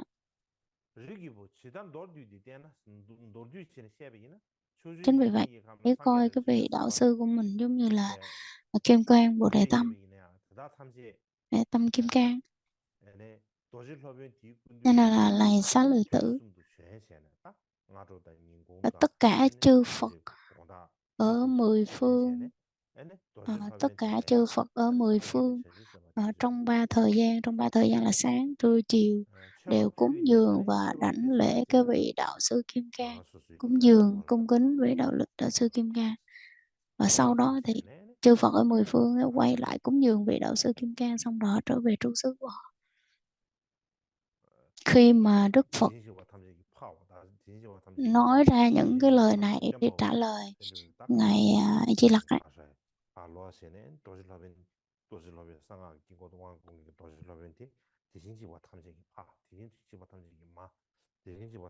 cho nên khi mà một vị đạo sư Kim Cang nhập vào cái đàn tràng để mà truyền lễ quán đảnh là tất cả chư Phật ở mười phương đều quay lại mà đảnh lễ cái vị đạo sư Kim Cang này. Cho nên đó là một trong những cái cách mà để người xưng tán cái vị đạo sư Kim Cang và cung kính cái vị đạo sư Kim Cang. Ở đây thì ngài Chea Tsongkhapa viết rằng là giải thích rằng là sân điều lưu chú đi mình nào lo lẽ điều bé hoàng của trong cái sẽ chương sẽ số sau điều 17 bé của hoàng của nghe và sẽ chỉ ở số trong chương số anh ấy 17 ta của đi điều bé hoàng của đấy ta duy sinh cái hoàng của xóa là bé rừng đi giả chứ hình như mình chỉ có sau điều bé hoàng của nghe gì nữa nhà thế là ya hiện đến gì vậy à ta duy trong đó duy thì rừng chương đi số giả 17 hoàng của ngài nghe nó ya thế Tsongkhapa không được nêu ra hết tất cả đấy những cái ưu duy cái điểm hoàng của của một nghe vị đạo 능 sư có sa thể hoàng có của đủ nghe để năng lực cho để sự mà việc mà truyền chính sự truyền 상말로 quán đảnh 된줄 다 말이 주시 bí mật tập hội. 상경을 주시 송과 이바데 등로하레스 전주 쌤 도지 사데 가 전주 쌤 도지 사데 도지 쌤베 생기 남라지 제사 Ờ, Kim 다더라 Cang đạo sư Kim 다다 Cang Bồ Đề Tâm, 견제 티나로래 Kim 가사 Cang Kim 사운드 Cang Bồ Tát. 베기 Bồ 최주 Tát Kim 나로래 Cang thì nó là cái tên khác 라마데 của 아니 전주 쌤 도지 암 도지 차나 예매 다고래 에스트리 소리 của tên khác của 다디 một cái 이게 vị 견제 à, 되잖아 của Phật Kim Cang 다 근데 Trì. 지금 차고 인생게 Ngài Trật 다다 Bát Gia 세제 Sen, 나로래야 가르쳐 가르쳐나 cái sự là luận giải của ngài Trật Bát Gia Sen để giải thích rằng là 달 지지엔 이게 라마 사야들이야 배 안수기 배 시비지 자침 버스 과지 다 개심 버스 과지 trong cái khổ này 이나 thì ý nói rằng là 다 nó 그거 được 안수 소수의 thể hiện 기우대 cái sự 소수의 tôn kính 기우대 cũng như là cung kính vị 소수의 thầy của mình. 기우대 아주 귀십 셈 거다 시emo Đối với một người bình 소수의 thường chúng ta 기우대 cung kính 러벤데 là cái chuyện dĩ nhiên, nhưng 이나야 mà ở trong 델레야 này 지신시와 탐지기 그냥 최바쳐 치기 어렸어 최바치기 người bình 위해서 얘는 người 강한 bình 수기 thường 위해 chúng ta cung 기운나래 kính vị đạo sư là cái chuyện 최바치에 dĩ 뭐다 nhiên, nhưng mà 제제 chư Phật 가르나 ở mười 소수의 phương cũng 기운에 đều cung 도질러베 kính cái vị đạo sư Kim Cang. 도질러베 이제 상계파가 있나다 상계파가 말다 도질러베 원에 전에 저 파베 가사 있나다 Cho nên là 시에모가 chúng ta thấy rằng là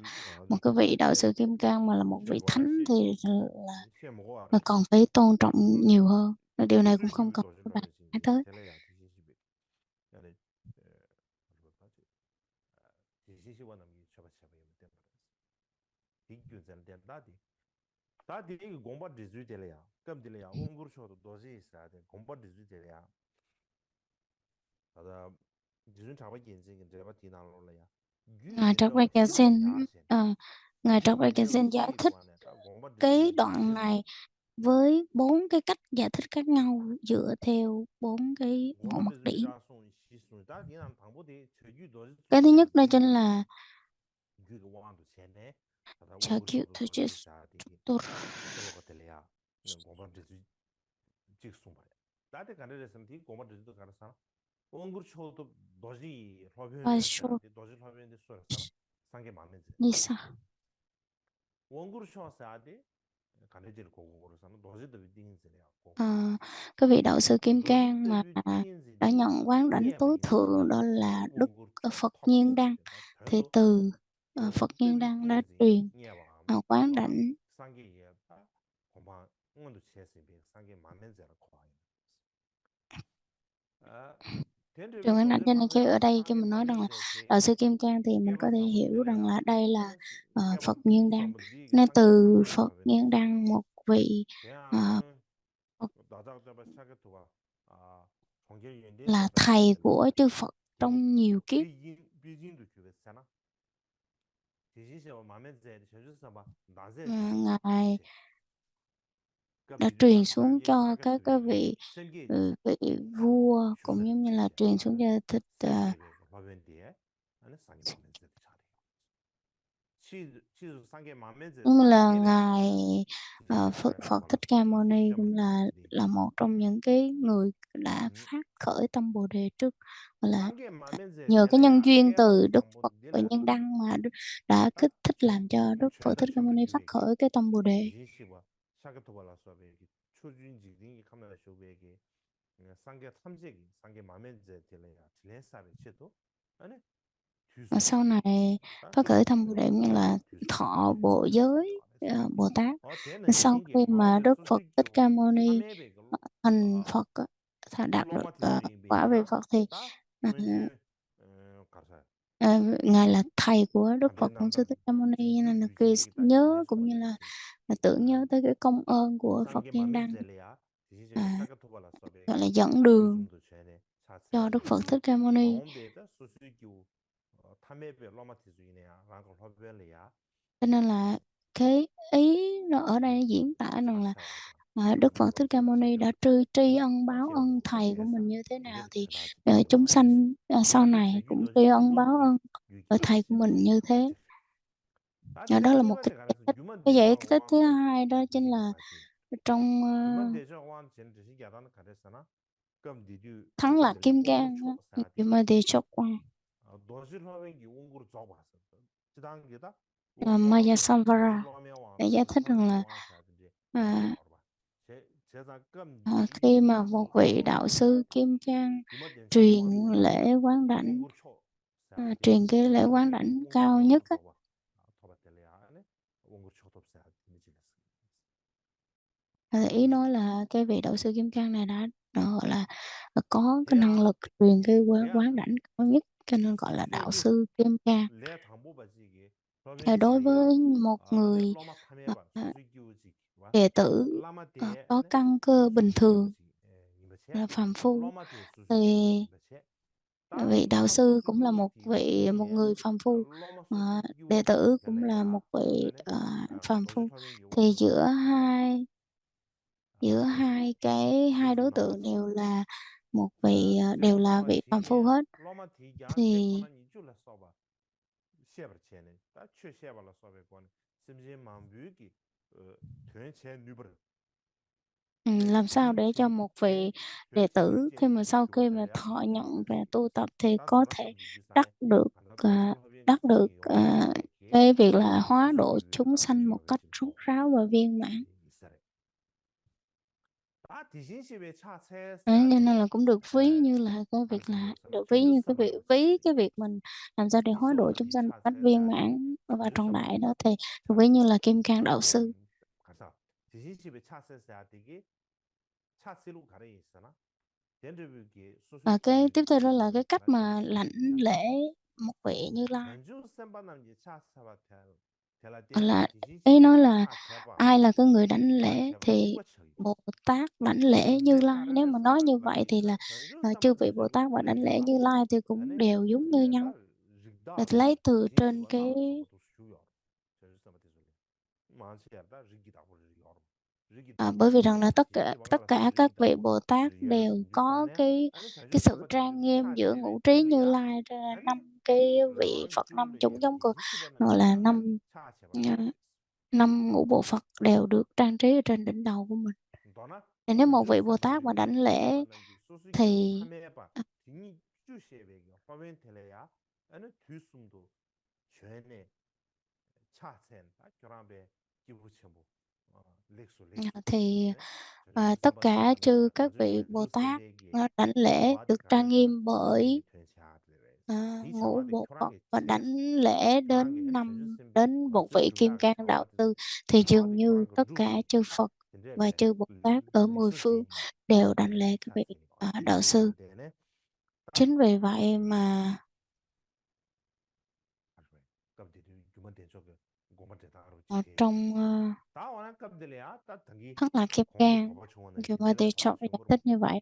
가르잖아 Qua đó 안에 thì chúng ta 전주 thấy là 선발대 có một cái sự 사줄 nghi 내비 전주 vấn 선발대 지게네 rằng là nếu 디진시 như vậy 불러면다 thì 차센 à, 세세레레스 차세를 요스 규바르베스 nếu 오늘 như vậy thì 소수기 các vị 글로베 đạo sư là 다 전주 선발 사줄 내비 전주 những 선발 người bình thường. 다 Nếu 차세바 các vị đạo sư là thực sự là một người 스 bình thường thì 소수기 làm sao mà các vị 텔레야 Bồ Tát đó có thể 차센 đảnh lễ các 디지레스 vị thánh, thì 알레비나 có thể đảnh lễ lại các vị đạo 다 sư được. 텔레야 반 르시에르 도바세야 알레야 르시에르 가르쳐 알았어 Trong 전주 này giải 선발 thích rằng là 지조 các vị 다 Bồ 전주 Tát, 선발 차르조 전주조도 토기에 발을 때는 전주 선발 차 các vị mà Bồ Tát, tại sao gọi là Bồ 고주야데 Tát? Bồ Tát nghĩa là 르시에르 phát khởi được 전주 cái tâm 선발 Bồ đề thì gọi là Bồ 차 Tát. 고주야데 간 거디운 고주 버렸잖아 전주조도 토기에 Cho 심지어 nên là tôi 토기에 đảnh lễ vị Bồ 와 Tát là vì sao? Vì cái vị đó đã phát khởi được cái tâm Bồ đề rồi mà tôi đảnh lễ một vị của Bồ Tát. 전주조도 Hoặc là 토기에 phát khởi một cái đại 전주 선발 nguyện rất 차라고 là rộng lớn là 제가 vì lợi 전주 ích, 쌤바 vì có 차데 tâm Bồ đề. 쌤베베 전주조도 Cho 쌤게를 nên là 때는 cái 전주 tâm 선발 Bồ đề 차 lên là vì là gì? Mình phát khởi là vì lý do gì? Vì là vì 따쌤 lợi ích của tất cả 니에베 chúng sanh, ta 아니 phát 전주 khởi cái tâm Bồ đề này. 심지에 되 자고 가스 지금 심지에 되 Cho 저기 nên là 이제 ờ, 봐 Không phải là mình nói là vì lợi ích của tất cả chúng sanh, mình nói như vậy là phát khởi được cái tâm Bồ đề đâu, không phải như vậy.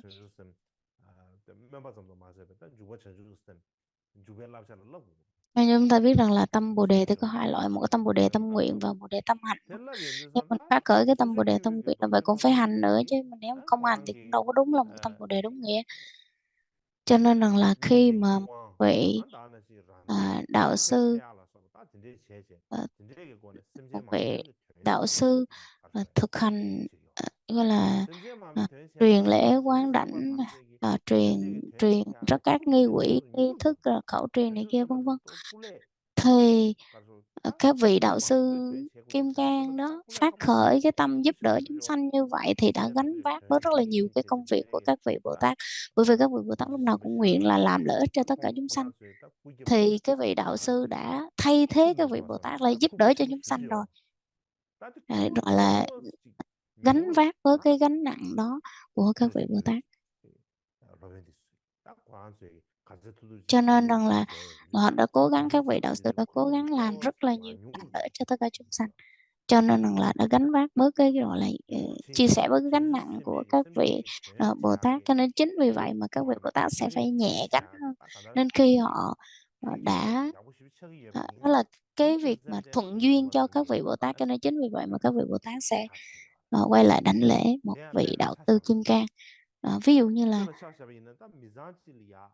là trong một gia đình có cha và mẹ, cha mẹ này, hai vợ chồng này có rất là nhiều con, họ đẻ rất là nhiều con và có gọi là 10, có ví dụ như họ có 10 đứa con, 10 20 đứa con đi, thì có một số họ không sẽ không nuôi hết mà họ sẽ cho những cái người khác là nhờ nuôi giùm.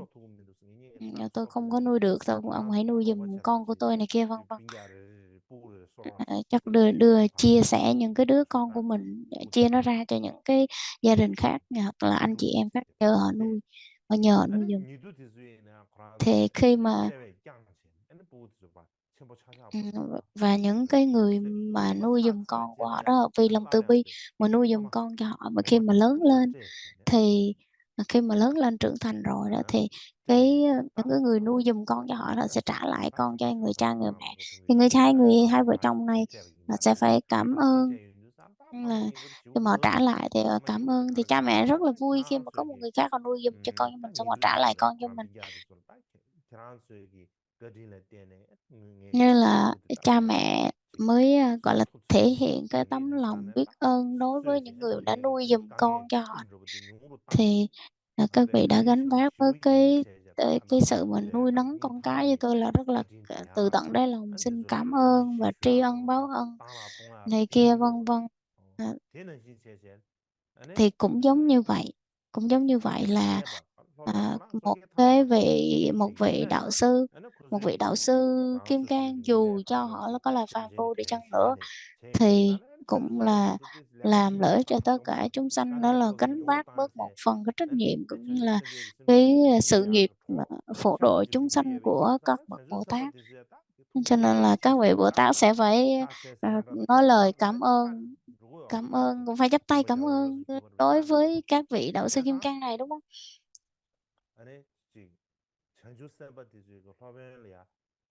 Cho nên là các quý vị mà các vị Bồ Tát, các vị Bồ Tát mà đảnh lễ vị đạo sư Kim Cang, gọi là vị phàm phu, đạo sư Kim Cang phàm phu, không phải đảnh lễ như vậy.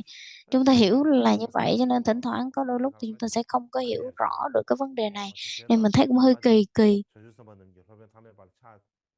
Nhưng mà ở phần này nói là cái việc là các vị Bồ Tát đảnh lễ các vị đạo sư Kim Cang phàm phu thì rất là bình thường, không có vấn đề gì phải ngại.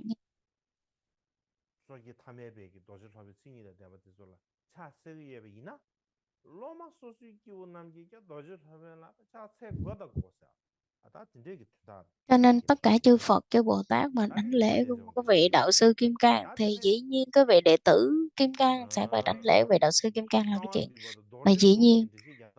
Trong bí mật tập và những cái bộ mật tập khác á, ngài Chư Sinh Trọc Ba Kiệt Sinh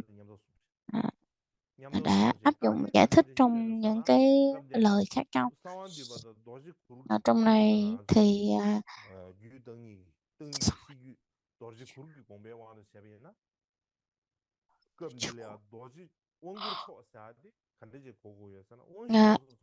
mà ý nói là xong trong 4 cái sự giải thích đúng không, thì cái sự giải thích thứ ba là bí mật tập, thì giải thích thứ tư là tuổi chi cru từ quan, nên là bây giờ là đạo ca kim cang. Đạo ca về kim cang quán đảnh. Và trong này thì cái sự giải thích thứ ba và thứ tư là nói rằng là cái quán đảnh, quán đảnh thì gọi là cái sự tối thượng, cao thượng. Và sau này khi mà họ nghiên cứu về mặt điển thì thấy là quán đảnh thì có 4 cái cách quán đảnh, bốn cái bước quán đảnh, trong 4 cái loại quán đảnh trong một cái quán đảnh lớn.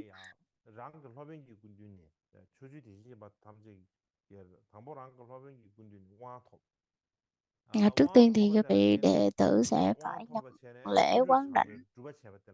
Trước tiên thì các vị đạo sư Kim Cang sẽ phải nhận lễ quán đảnh và phát khởi cái đại nguyện, đó là làm sao để đưa cho tất cả chúng sanh đến được cái quả vị giải thoát giác ngộ rồi mới tới mình. Sau đó là nguyện cho tất cả chúng sanh, rồi tất cả đệ tử của mình được đắc được giải thoát giác ngộ rồi mới tới phiên của tôi đạt được giải thoát. Nên cái vị đệ tử, cái vị đạo sư Kim Cang cần phải phát nguyện như vậy.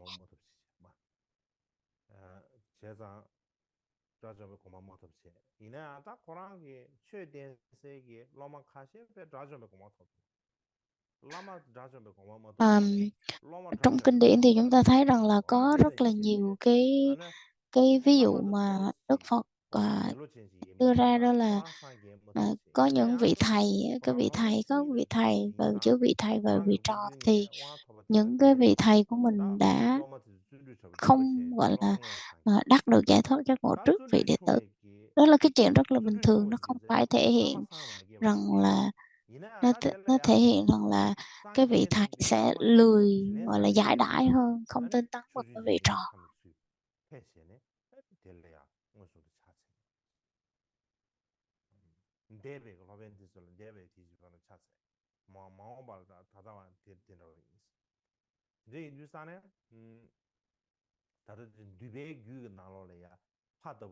Trong luật luật điển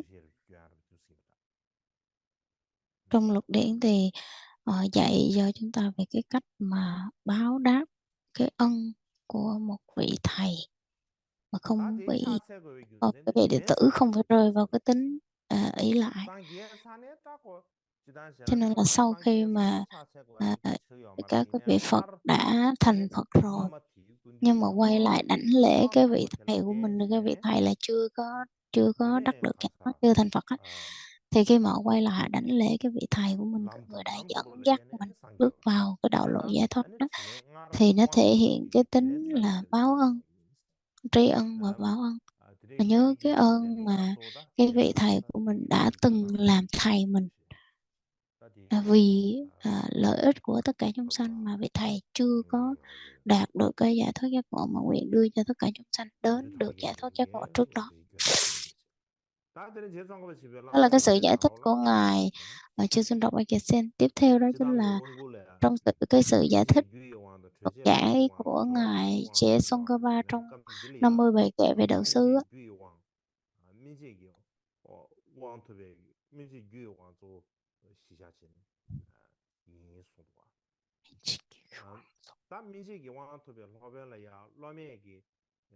Thì quán đảnh thì có 3 cái giai đoạn. Cái giai đoạn của quán đảnh đó chính là cái thứ nhất là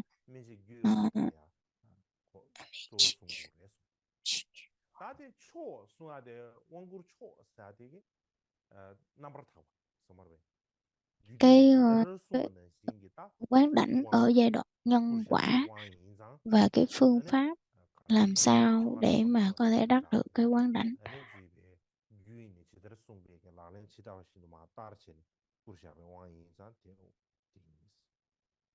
다 전에 도질 하면서 하더래야 나다 Vị đạo 도질 sư Kim 대제 Cang, 선부지 유기 ờ, 좀 맹아니 메기 롱지 타나 맹아니 마 vị đạo 제대로 sư Kim Cang thì 맹아니 마 trong cái 다른 bản 시스템 bình, 뭐 그래서 gọi là 맹아니 마 아베기 bình 마지 giảng của 도질 ngài 전쟁 Mẹ 있어봐 Nhung 대를 Nè 지기 지대는 Neba, 제가 때문에 도질 하뱅이 thì 인사 ngài nói rằng là Kim Cang, đạo sư Kim Cang có nghĩa là để 도시사 chỉ 전쟁 cho 있으면 뭐하네 cái 대를 tâm Bồ Đề. Kim 지대는 Cang là Kim Cang có nghĩa là 지대는 chỉ 남자가 cho tâm Bồ Đề, và cái người mà 전주선 ờ, ờ, 대대관에 cái 지대는 người mà có 지대는 thể hướng 남자가 dẫn 도시 하냐 남았지 cho chúng sanh về 젠제베가 thế 도시로베야 gian và xuất thế 까마텔레야 gian, 아니 nó mới 샤바 gọi là 소와베기 đạo sư. 젠주베기 Và 디진 nên tôi tóm gọn 구와당지기 là đó là gọi là 아니 đạo sư Kim Cang. 나조다 아니 민공당 아니 치료디 Cho nên là chính vì vậy mà tất cả chư 디진자도 vị 와 Phật cũng như 미주스니 Bồ Tát ở mười phương, 차세기 cả ba thời gian sáng, trưa 디진시보 và chiều 상계로 đều 되냐 lễ lại 디진제부 cái vị đạo sư 라마 Kim Cang đó. 도시로베야 굴바당 차세와 Nên chính vì 제베르 vậy mà thể hiện cái 이게 sự 로마 cung kính 남기냐 như 로마 là 남기 될래야 tri ân báo 왜 ân đối 제거라 với 보레스 vị thầy với 셰보라 vị đạo sư Kim Cang. Cho nên là chính vì 다 chư Phật ở 디저도 mười 될래야 phương, chư Phật chư Bồ Tát ở mười 니 phương mà còn đánh 공주야 lễ vị đạo sư Kim Cang, thì 선제도 một người đệ 준비베 tử đánh lễ cái vị đạo sư Kim Cang, cung kính 아 vị đạo sư 다른 Kim Cang, 신기 đó là cái 제베르지 chuyện 제가 rất là 나타나고 hiển nhiên. 하나 윤주 제외 좀 제가 주바가 나올래 되는 지 소요하래 다른 Và 신기에 cũng vậy như chúng 나와기 ta thấy là trong 나와 rất là 나와 nhiều các 나와 cái 난 bộ luận 수요바는 giải, 신기로다 팀에 배워라 ngài 되지 딱 하나 키를 ngài 주바가 ngài 유긴 trong những cái 잡아된다 bộ luận giải khác của 지식이다 ngài 소요하래 Đạo Trật, 유긴 잡아된다 ngài Vị Xứng 도시베기 và 소바다 ngài 이 Chiluba 제바다 다음에 제바 Santipa, 공도 쉬베기다 윤주 제외 제가 주바다 다 Vimalakutta, 나와 vân vân, 잡아다 các vị 실로바다 đều giải thích 송기수 안 잡아도 về 50 bài kệ ờ, của đạo sư. 50 bài kệ về đạo sư thì đều 다 이내 thể hiện một 디진 cái tính 지메 đồng nhất là 주로 một 나눠래야 cung 온고 kính. 초사들이야 시제들이야 장애긴 신이 나와 장애긴 신이 도스 안 디진 시버 대야야 드시 야바민자지 Cho nên 시제들이야 là 도스 cái chữ 아 mà Quang Guru Chok có nghĩa 이내야 là cái 깜들이야 sự 소 quán đảnh tối thượng, 메타르세기 thì nó cũng 로메기 có cái sự giải thích, 왕슈세기 hai cái hướng 로벤들이야 giải thích khác nhau. 에너지 Cái thứ nhất đó chính là 구마치엔다 봐 텔레 à, 구르시에 거봐 cung kính, sự cung kính 아주 của một vị đệ 텔레야 tử lên vị 자로다 thầy, 좋아 là phải áp 자로야 dụng có cái 드시 phương pháp 자다를 đó, phải 자뱅이나 có cái sự giải thích về 깜들이야 cái 깜들이야 말레 phương diện đó nữa, chứ nếu mà không có 지다다 áp dụng cái 유기 sự giải thích 도지 về phương diện 세베야 đó thì nó sẽ không 제바 có đầy 야바민자 đủ 로마 trọn 차베인자 trọn vẹn.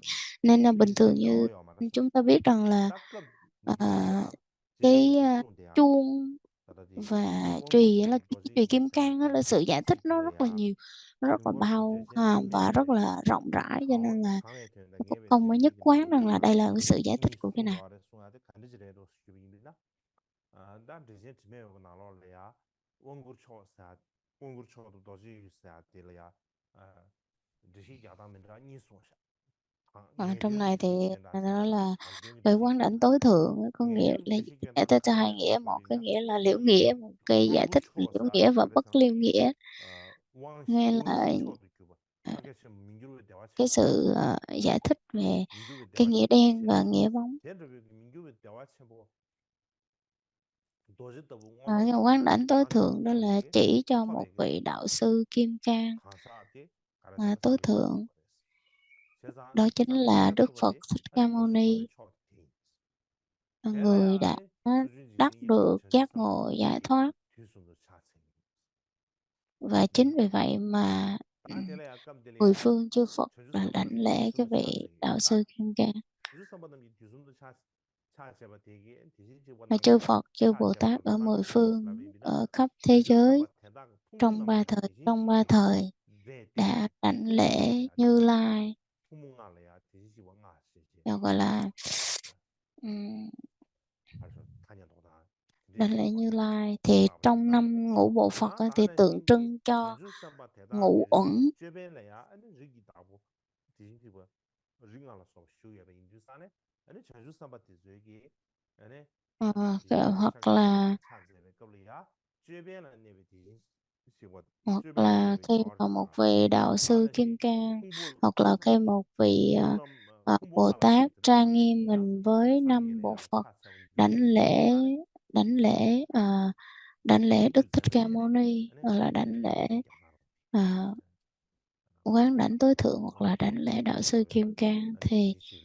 thì cái vị thì cái vị đạo sư Kim Cang đã gọi là tất cả 10 phương chư Phật đều đảnh lễ đạo sư Kim Cang đó. Đó là cái nghĩa đen. Nói tóm lại thì là có nghĩa là một cái vị chân tu chân chính và đúng nghĩa.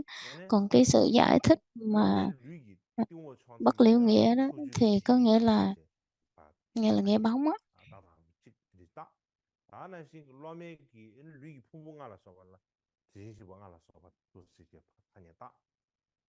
Nghĩa là đặt cho cái tên tất cả chúng sanh là một là cái vị gọi là vị là tất cả chúng sanh là 10 phương chư Phật và chư Bồ Tát, và đảnh lễ cái vị đạo sư Kim Cang. Nói tóm lại thì là giải thích có hai cái phương cách giải thích khác nhau. Cái thứ nhất là đúng nghĩa, là áp dụng vị đạo sư Kim Cang đúng nghĩa. Thứ hai đó là gọi là mình một vị đạo sư Kim Cang là bậc thánh, người thứ hai là một sư Kim Cang là pháp phu. Ở đây thì ngài Mipam Rinpoche, ngài Mipam Chu Mipam giải thích về Ukara Kalachakra thời luân, giải thích rằng là ngày nay là cái sự mà truyền lễ quán đảnh đó nha, thì nó còn thiếu cái sự thanh tịnh ở trong đó. Đó lúc là cái vị người vị đạo sư Kim Cang nó chưa đúng với chuẩn mực, hoặc là chỉ vì cái sự mà danh lợi thế gian, và chỉ có cái việc rằng là đưa cái bảo bình đó, đổ nước trên đầu mình gia trì thôi. Thì nếu như mà có hành động như vậy thì nó chưa gọi là vị đạo sư Kim Cang. Cho nên là cái người đưa lễ quán đảnh cho mình, truyền những cái giá trị cho mình như vậy, thì đó không phải là một vị đạo sư Kim Cang đúng nghĩa, và không phải là cái vị đạo sư Kim Cang mà được chư Phật và chư Phật Bồ Tát đảnh lễ đó nha, là không phải vị này. Không phải cái người này. Cho nên cái người mà thầy đúng nghĩa, cái người thầy đúng nghĩa, cái vị đạo sư Kim Cang mà chân tu á, đúng nghĩa đó, thì mới được chư Phật chư Bồ Tát đảnh lễ, chứ không phải là cái vị mà đạo sư Kim Cang chúng ta đặt cho một cái tên là chỉ nghĩ đó là vị đạo sư Kim Cang thôi, chứ đó là cái vị mà Phật phải đảnh lễ đâu phải như vậy đâu nha. Hoặc là ngài cũng giải thích khác, rằng là ngài Mibam Rinpoche giải thích khác rằng là cái thời mà ngũ trượt ác thế, cái thời mà giáo pháp suy đồi đó, đó những cái vị đạo sư mà không đúng chuẩn mực, hoặc là đạo sư giả rất là nhiều. Cho nên là gọi là lừa dối chúng sanh rất là nhiều vị gọi là đạo sư, vị thầy mà lừa dối chúng sanh. Cho nên rằng là để chúng ta có thể tìm hiểu được một vị thầy đúng nghĩa hay không, có chân tu hay không chân, thì cần phải kiểm chứng rất là lâu. Nếu như mà một vị đạo sư đúng nghĩa thì lúc đó chúng ta có thể nương tựa vị đạo sư đó. Ngoài chứ nói là đó là họ thể hiện cái vị ta là một vị đạo sư, thể hiện, hoặc là mọi người xưng tán đó là một vị đạo sư, mà chúng ta khởi lên niềm tin liền, thì chắc chắn đó là đã gọi là đã gia nhập vào, đã được liệt vào cái việc là lừa dối rồi. Cho nên là phải cực kỳ cẩn thận.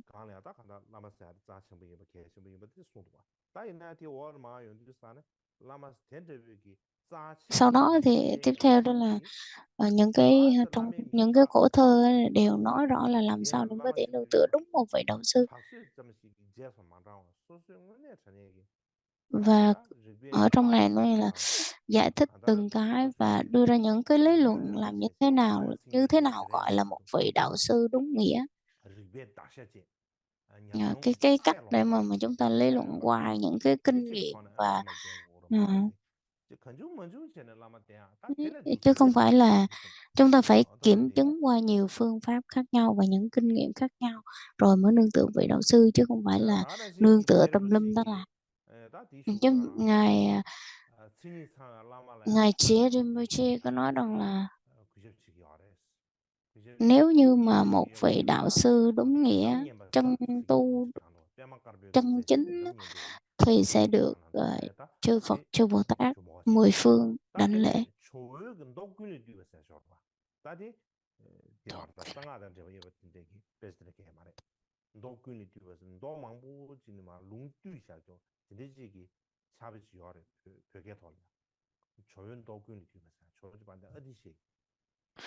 Có một bộ luận tên là Chủ Tổ Quân Lễ Tu Bà, là tập kinh, là tập kinh mà được kết tập lại đấy, chứ không phải là kinh nha, mà họ đặt cho một cái tên là kinh, nghĩa là một cái bộ tuyển tập những cái lời hay đẹp từ Đức Phật ấy.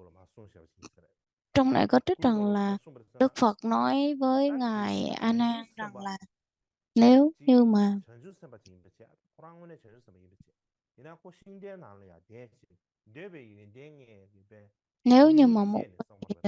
một vị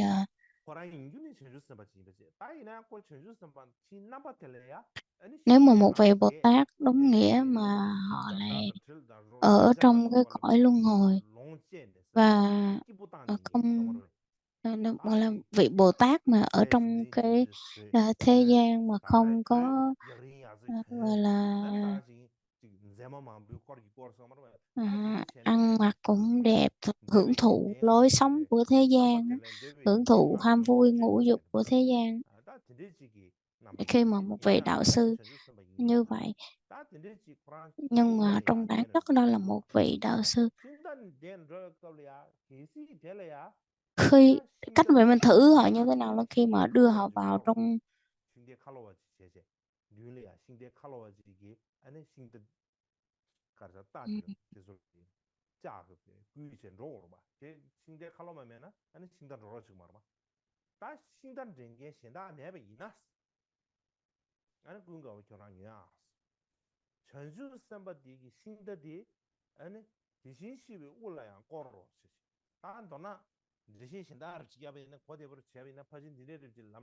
cái cách giải thích trong cái đoạn kinh này hơi hơi khó.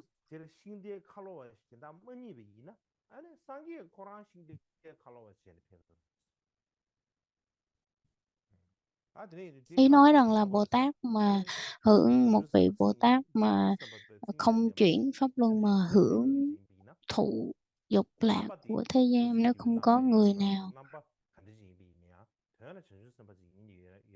không có hưởng dục lạc của thế gian, không có người nào dạy cho chúng sanh cái phương pháp giải thoát, rồi không có người nào mà thì không có người nào dẫn dắt chúng sanh đến con đường giải thoát, thì chính Đức Như Lai sẽ hóa thân thành đó và đi tới đó để mà hóa độ chúng sanh. Mà cái đoạn này thì cái ý nghĩa rất là thâm sâu nên không có thể hiểu hết được. Và chúng ta kết thúc tại đây và hồi hướng.